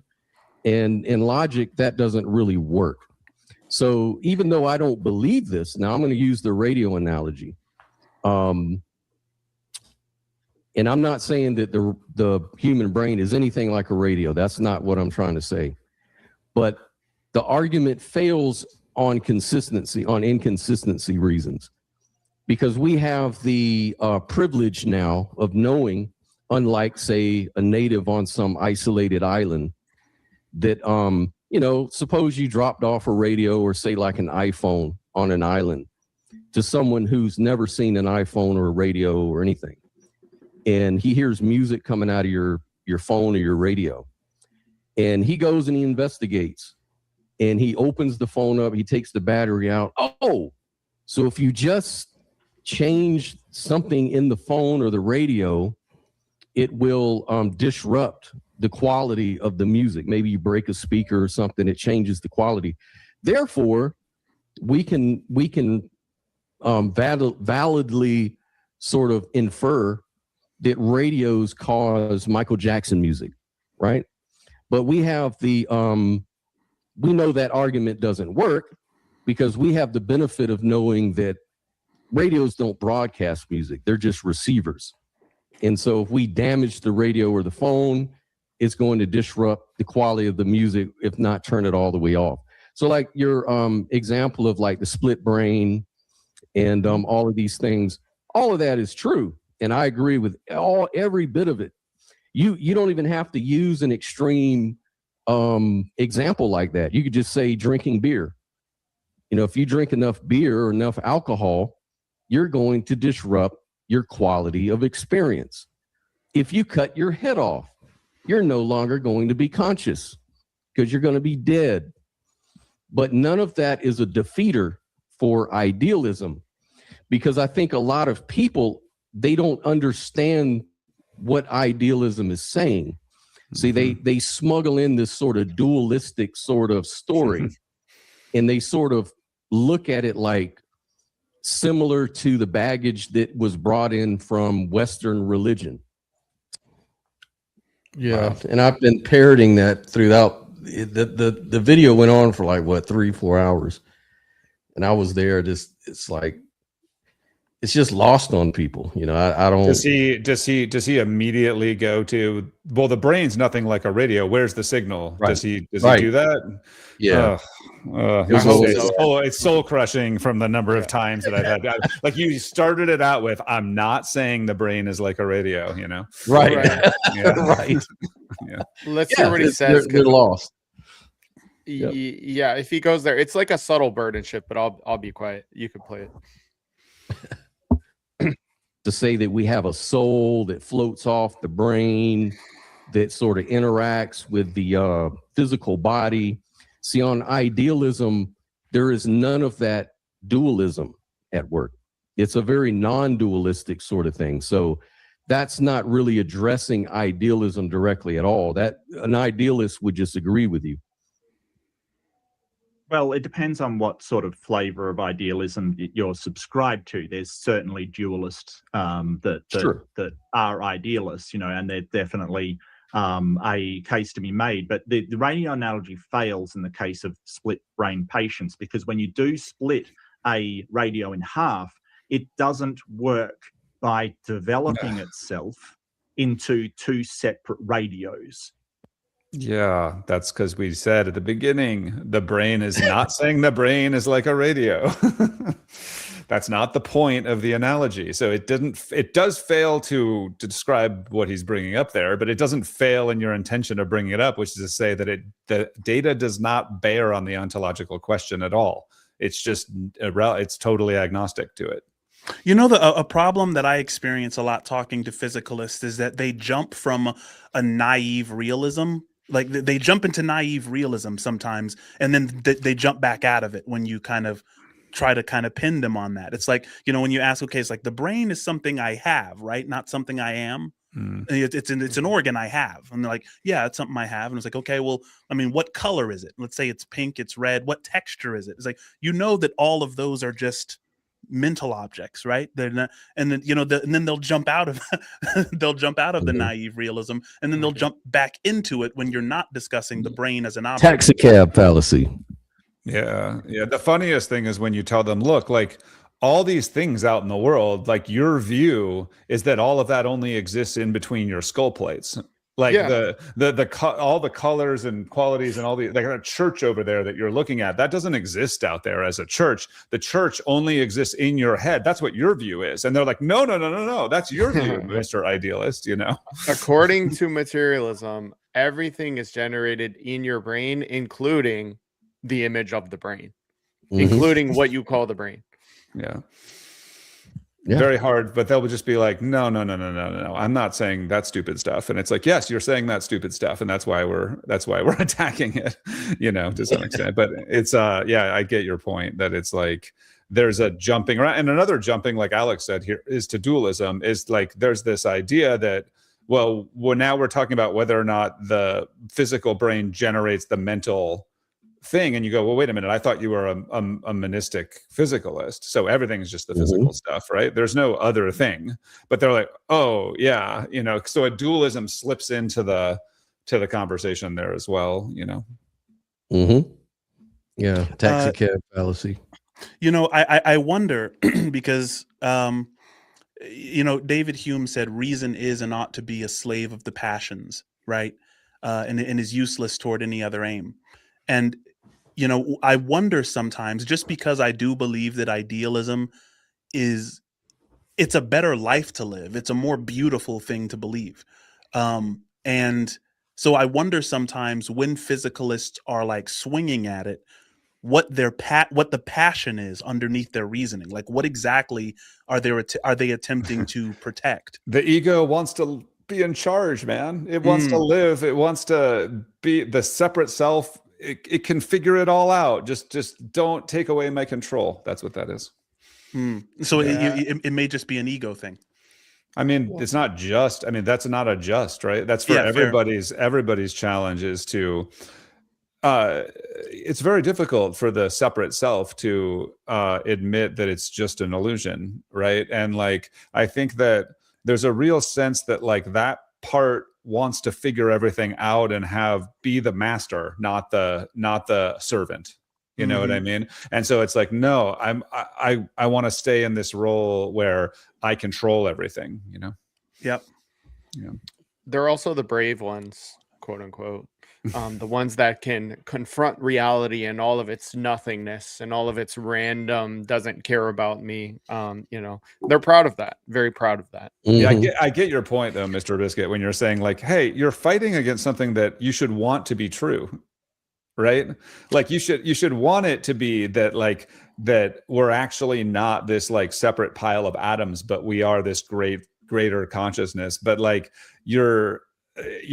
why so it's the spirit of your question, like why are you like wanting it to be this nihilistic view instead? Yeah, because I mean my theory of morality rests on idealism. It makes sense of so many different categories. Like I say, what we call goodness is actually associative behaviors that treat two or more as if they're one. Yes. So if I have compassion, I'm treating your suffering as an extension of my own suffering. Yes. If I'm sharing with you, I'm treating my resources as an extension of your resources, right? 100%. And so everyone, it's transcendent of metaphysical reduction base. It's like if you ask a physicalist, they're going to cite the same good behaviors as anyone else. And so it's like we already have a world that rewards treating many as one. So why are you fighting against a metaphysical position which makes sense of that? Right. It's just like So sometimes I just think like, what exactly is the passion? Because if they're reasoning, sending reasoning out in order to obtain some goal, what is the end goal? But it is that giving up of reason. Like at some point you have to put down the analytic mind, and that analytic mind is saying, no. Like I need to figure this all out conceptually. And it's like fading into oblivion, or like a moth. I think of it sometimes like a moth circling like a candle. If it gets like too close, it's gonna, just like explode, and catch on fire. And there's a huge like resistance to that, Yeah. And a lot of these materialists, physicalists, they tend to be very, and at least in my experience, I'm not trying to paint with a broad brush, but it seems like a lot of your more progressive liberal type people politically that are mainly into the thought or the mentality of protecting people's human rights, protecting people's feelings, trans issues, race issues, things of that nature, are all done for compassionate reasons because they respect each person's experience and they want to grant everyone their experience and take it serious and take this more humanistic approach. But it's these same people that seem to be ultimately denying experience is really meaningful. The only thing that's really meaningful is what you can measure and empirically talk about, which seems counter to that whole notion. So, and I'm not saying that, because you're a materialist means you're an evil person or that necessarily follows. I always say that I think deep down inside, everyone's an idealist. They just don't want to admit it. Yeah, look, to push back a little bit on the compassion part of the sort of like progressive left wing, not that I don't want to be political at all, because I think right. Politics is sort of sort of in the theater of the ego either way, right? But like I think that that there's also in there an urge to stay in control, like to sort of have the right answer, like to usher in the utopia, because the thinking mind has the right ideas. And if everyone would just get in line with the right ideas, then the utopia would come in. And so like at its extremes, that kind of control is also like an egoic sort of, my ideas or my concepts are the correct ones. And if everyone will follow them, or particularly if it comes to, I will force everyone to follow them, whether they agree with them or not, because I think that this is the right answer. That does sort of come from a view that a human being, a separate self, can figure out what is the best thing for everybody, right? Like in a conceptual sense. So I don't know. I think that there is a logical or like natural tie of the ontology to the politics, like in this like granted somewhat convoluted chain, but like I think that there is some tie there, Yeah, great point. Really good point. I'll keep on going. It just doesn't function. Hey, but before you're sort of saying level of hang on. You're sort of saying that the split brain patient isn't a defeater, but it is, because you're making the claim that it works like a radio and it's just a receiver. But if it were a receiver, what you would get is two copies of the same signal, even if splitting a radio in half made the radio work as two separate radios. Yeah, I didn't say that. I started it off to say. Did you get a chance to correct that there, or no? Did he like? Yeah, I do. Okay. I tried to. Yeah. Can I say something on that real quick? I think Mr. Biscuit was trying to say something before, but did you No. All I was going to ask is, I don't know, maybe we can do an email thing afterwards, but I'd love to get you guys' like availabilities, because if we could do something like this every Saturday, then I mean, this is something I'd be down for, to just really deeply. Yeah, that might be cool. Yeah, Alex and I also have a podcast too, and I'd love to hear your story. You introduced yourself as a Christian mystic, and I'd love to hear, because given everything you've said since you've been here, I'm pretty sure we have exactly the same view of things. There's a bro love going on here. There's a bromance happening. Yeah. No, I mean, Rupert Spira says love is the felt recognition of our shared being. Yeah. And so it's like, I don't sense any confusion here. That's like, we're all the same thing, pretending to be different things. So it'd be cool to connect. Okay. So on the point of the corpus callosum thing and how it supposedly breaks the radio analogy, look, we could take, I already explained how this works under monistic idealism, but just to like hammer down on the radio analogy part, we could take it to be true that orchestrated objective reduction is true, which is this thing with Stuart Hameroff and Roger Penrose. So like the microtubules in the neurons in the brain are the perfect structure to maintain quantum coherence for like some specified amount of time. When that collapse happens, that's a moment of consciousness. This orchestrated objective reduction would be perfectly consistent not only with the radio analogy, but also with the corpus callosum experiments. It would follow from that view that if you cut the callosum, then you're going to have like kind of two minds, or because they're not connected. So, but the work is not happening, not being generated by the brain. It's being not received per se because quantum fields are omnipresent, but it's being collapsed into the brain, if you will. But it's not even, it's to miss the point to even have to answer that. I mean, look, you're right, for sure about that. But like the answer to this thing is, I never said the brain was like a radio. Like that's not the part that you should attack. Like that's not, that doesn't defeat it, because that wasn't the claim in the first place, you know? Exactly. Yeah.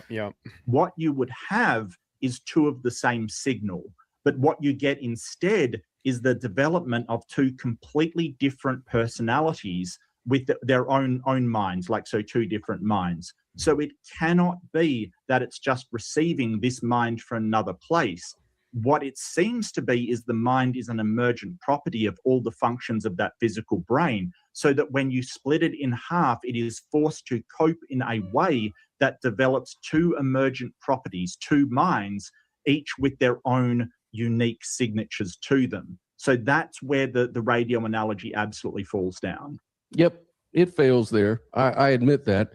I'm just saying that that's just a different, that's just kind of that wasn't the target level of abstraction on that analogy. No analogies are perfect, but I guess the point of what I was trying to say is that correlation isn't necessarily causation, as we can see in that radio analogy.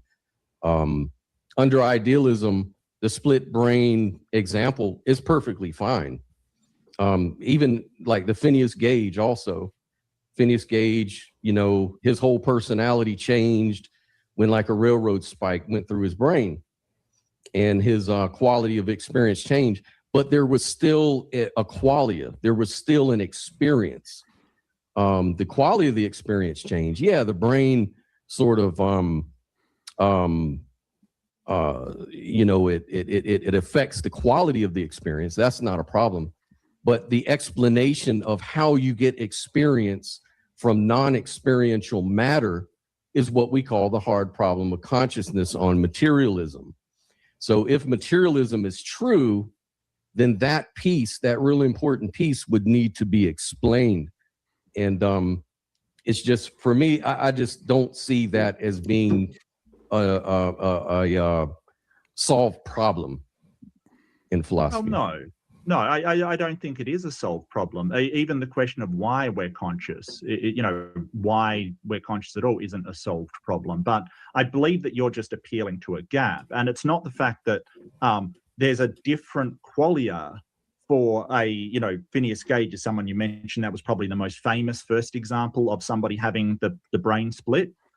It's that you've got two different qualia, where the right eye controlled by the left brain will see something, and the left eye controlled by the right side of the brain will see another thing. They will agree it's the same thing, but you know, one will see a saw and one will see a hammer, right? That's just wrong, though. I went back and I kind of regret that I didn't look at this earlier to be more prepared.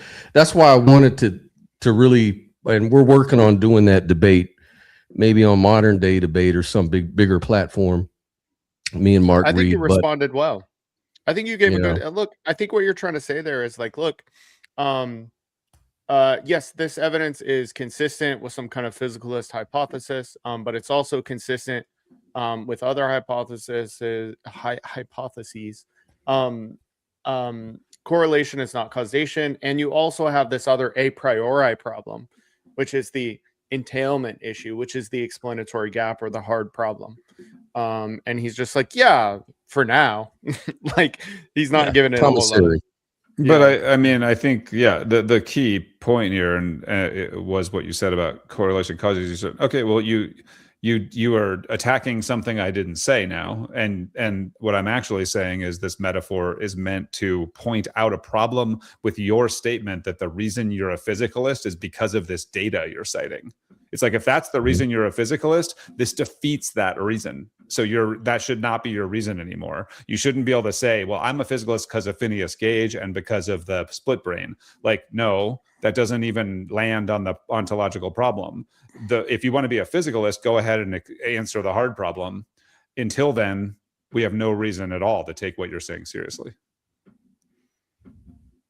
I think that's the point. And you did a good job to point out the correlation causation right away. So it's just, it drives me crazy. I've been running this analogy for like 3 years and to this argument. And almost every time I get, well, it's not like a radio because of this afterwards. And it's like, I don't know, no matter how many qualifiers you put before it about how you're not saying that, you know? Yeah, I don't know what that block is. It's even with Mr. Examusic out here. All causation has correlation. Correct. That's correct. But not all correlation is indication of causation in a particular direction. Exactly. Right. Like, and the point is, like, the particular block is that he just stated that his reason that he's a physicalist is because of this data. If he were to admit that the data actually doesn't draw that conclusion, now he's got to have another reason to be a physicalist, and I'm not sure there is one. So it's a problem. Like, it's basically just saying, I haven't looked into this closely enough, and I've prematurely decided that this data proves physicalism is true, you know? I find that it's helpful sometimes to kind of structure it in the form of an argument and show them how it plays out. So you go, brain damage, therefore brain is generated by consciousness. But I could also say brain damage, therefore there's a correlation between the brain and consciousness. So why should I take your conclusion that makes an even stronger commitment over just that there's a correlation between the two? Sometimes that helps. Yeah. I like to, I typically like to, kind of take people there via the direct path, Rupert Spira's direct path or whatever, because, sometimes when you're arguing, you're kind of in the wheelhouse of, the conceptual mind. Yeah. You're kind of already playing that game, and it's a fun game to play. And I think that the idealist will always win it as long as they've just really interacted with, but, sometimes I just kind of like to just say, okay, you know what? Let me just interview you about your direct experience right now and let you say it to me. Right. The thing with that, Bernardo's got a great little piece on this, and when we connect later, I'll send you the clip. When he was on the Theories of Everything podcast with Kurt Mungle, Bernardo said, Kurt Mungle asked him, he said, look, I've heard you say you don't play the game of all games. You play like something like Rupert Spira plays the game of all games, but you don't. And Bernardo said, yes, like I play a merely conceptual game. And Rupert Spira plays the game of knowledge by acquaintance, knowledge by not knowledge by conceptualization. And he's like, but why? So you might ask, he's like, all my game has to do is up here in the mind, but it doesn't drop into the heart in any way, right?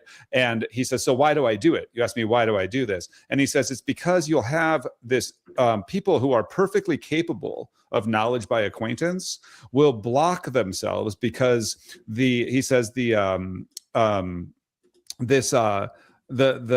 conceptual brain is the bouncer to the heart, and it'll just be like, no, I need to understand, like you need to give me a good reason to lay down my defenses and actually drop the conceptual thinking, and so it can be just like a warm-up move to be like, here's a conceptual argument for that part of you that needs it. But you're right that ultimately, I always tell people, I don't want to convince you of idealism. This would almost be a tragedy because I'm just giving you if you just said like my idea and take it on as an ideology, that doesn't do anything for you, right? So really what I'm doing most of the time is just knocking down physicalism to get something out of the way that's blocking. But I feel like the direct path though, it doesn't give you my idea, it gives me yours, right? So if I were to say to you, find an object in the room, any object, right? And you can say, okay, this pen, right? And I say, okay, give me some properties of the pen. And I say, oh, well, it's blue, it has kind of this black handle, it's fairly light, it's plastic. It's like, okay, fair. So would you say you're aware of the pen? And I say, yeah, I'm aware of the pen. Okay, so in order to tell me you're aware of the pen, you must be aware of your awareness of the pen. And then at that point, they'll get a little resistant, right? I've done this a lot. It's like at that point, they'll resist a little. They'll think you're backing them into some corner. And then you explain to them, it's like you explain to them, if you're telling me I am aware of a pen, you must be aware that you're aware of the pen because that's what you told me. And I was okay, yeah. I'm aware of my own awareness. Okay, so you're self-aware. And then once you say you're self-aware, you say, okay, give me some properties of that self, which is aware of the pen. Talk to me about it because you're the one who told me, right? The reason Rupert Spira's direct path is so powerful is because you're telling me about what you're experiencing. So it's not this combative, my view versus your view. It's like, no, bro, it's the same thing. We believe the same thing. And I'm going to show you that by allowing you to tell me about your direct experience, right? It's true. And as long as what you'll run into is if that block comes in that I was talking about, you'll get dishonesty on the answer, right? You'll get like, well, I'm not so sure that I'm conscious. Oh, you're not? No, maybe I'm only 20% conscious. That's the tragedy, man. When you run into that, oh boy. Oh, argument's over. Yeah, it's over at that but that's point. that's the bouncer of the heart that Bernardo was talking about. Like that's the intellect being the bouncer of the heart, where it's like and so Bernardo says, I'm attacking this in this very philosophical, analytical way to defeat that part. So there's a chance. But look, do I think that it's effective? I mean, no. Rupert Spira's way is it's like if you've seen the truth, right, directly, nobody has to give you an argument for it's like I use an analogy of like, imagine everyone's blind and you say, hey, there's this method where you can go like meditate or whatever, and then it'll give you sight. Right. Yeah. And then you go back and there's all these blind people and you're like, look, there's this thing and it's called sight. And they're like, no. You understand. Let me give you my argument for why sight doesn't exist. Right. And you're looking at them as they give you this argument. And you go, no, look, you can just actually see. And if you do that, then you won't have an argument about how sight isn't possible, right? So that's why it's so powerful, the way you're describing the Spira's direct path. Yeah, right? and the resistance to that direct path, like when you said, someone might say, well, I don't have consciousness, or I don't have, when they do that denial of what is completely obvious to everyone, to the Christian mystic, that comes dangerously close to what Jesus called blasphemy of the Holy Spirit, or the unforgivable sin, because what you're doing there, it's a real serious problem when you choose to reorient your framework. It's like to be in denial of something that obvious, because the Holy Spirit's job is to testify to the relationship between the ego, the illusion, and the divine, right? It's to testify to the relationship between the wave and the ocean, right? If you destroy the framework, which gives you access to that relationship, man, you're threatening to lock yourself out of the Garden of Eden, let's say. But yeah, that's really spooky when that happens, when people will just say something completely ridiculous, like consciousness doesn't exist, or that's not real. Well, it's the ego's ultimate. It's the ultimate declaration of I'm going to be in charge. Yeah. Yeah. Question: this Rupert Spira direct path, is that a book, or just kind of a general term? Rupert was on the Kurt Jaimungal podcast, and man, we got to pull it up sometime because Rupert says to Kurt Jaimungal, let's enter the lab right now. Let's actually do an experiment right here now. Oh, what? I saw that. Yeah. Yeah. And he calls it an undressing. Like you take off everything which is not essential to you, right? Your thoughts are not you. They're not essential to you. The sounds that you hear.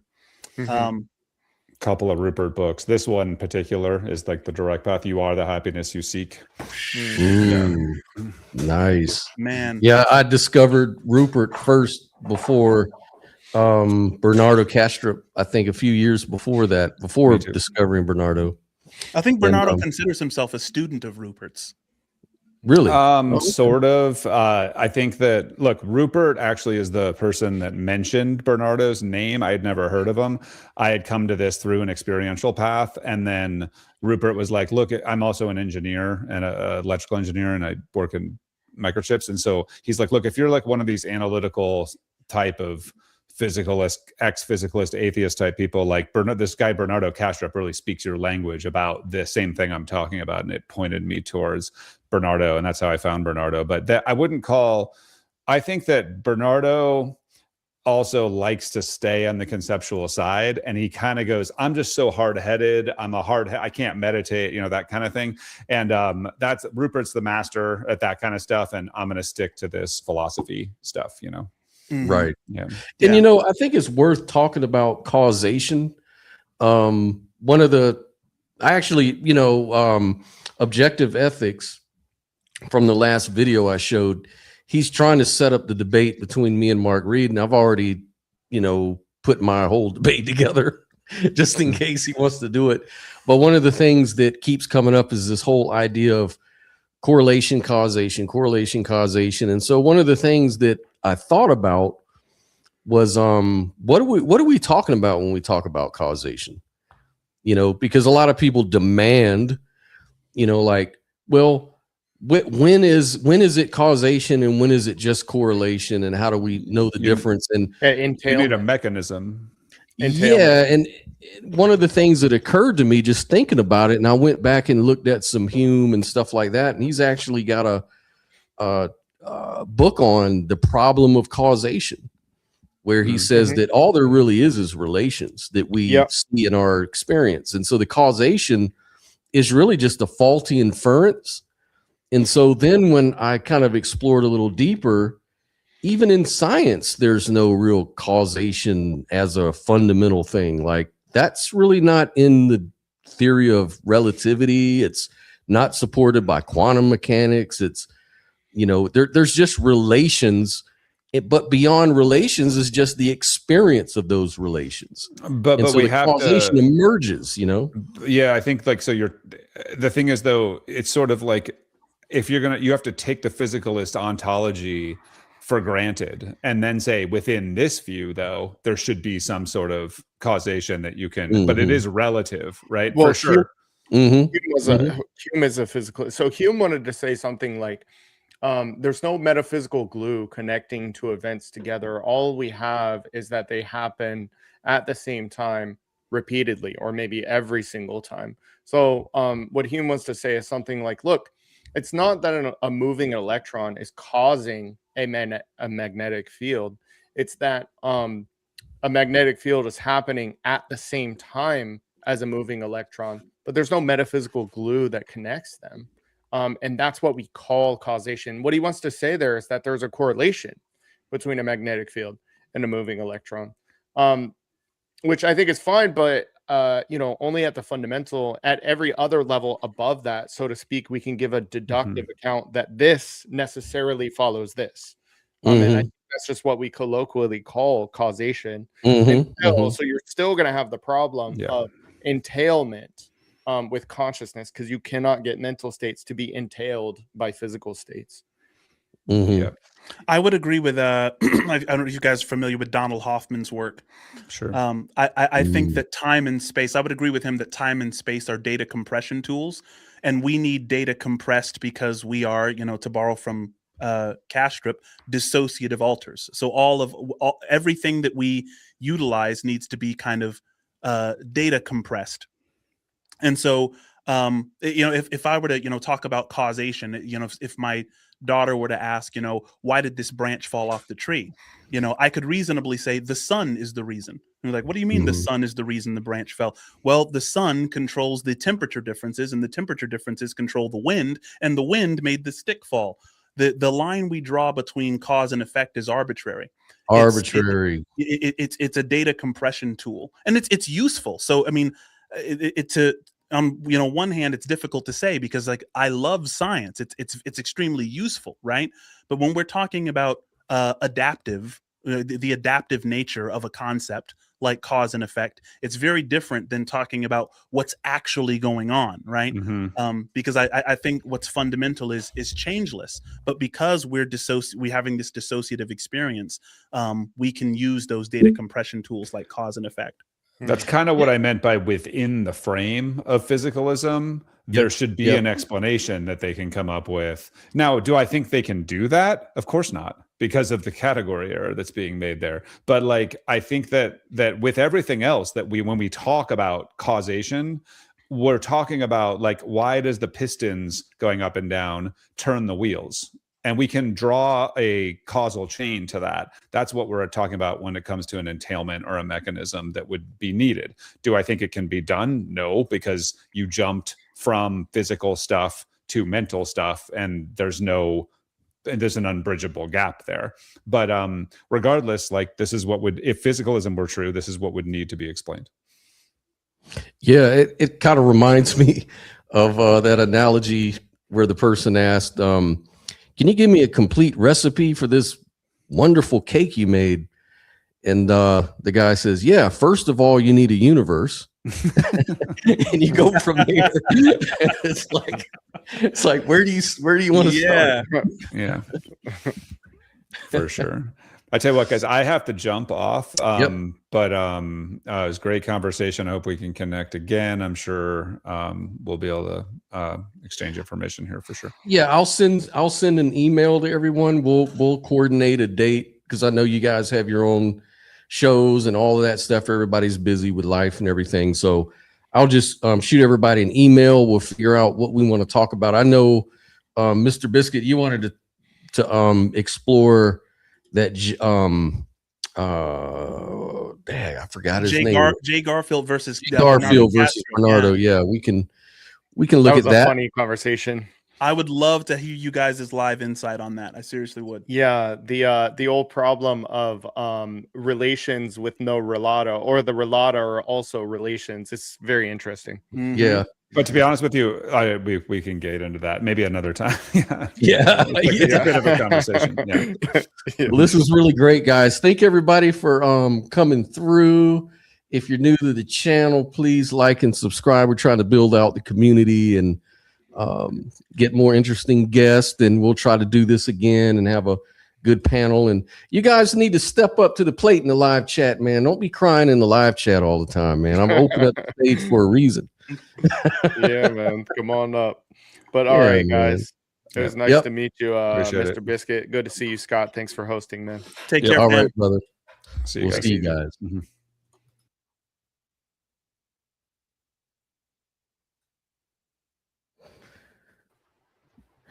Hey, Mike, sorry about that. We're running out of time. Yeah, not a problem, man. Not a problem. I'm able to talk while I do this. I'm not going to be as engaging visually because, I can't be front and center in the screen. But it was a great conversation. Understood. Good. I'm glad you liked it. I wanted to. Anything you wanted to share with the audience, or anything you wanted to say before I end it? Briefly, I wanted to add that, no analogy is one-to-one, and in most cases they're not expected to be. That's not the purpose of it. It's to point out a specific aspect of what's going on. And in the analogy of radios to brains, we're not expecting a radio to function like a brain in every way. Mm-hmm. And in this case, it just comes up against the barrier of organic versus mechanical. Unless we invent nanites, which is being worked on right now, but we're probably a ways off from being able to do that reliably in all sorts of different applications. There's no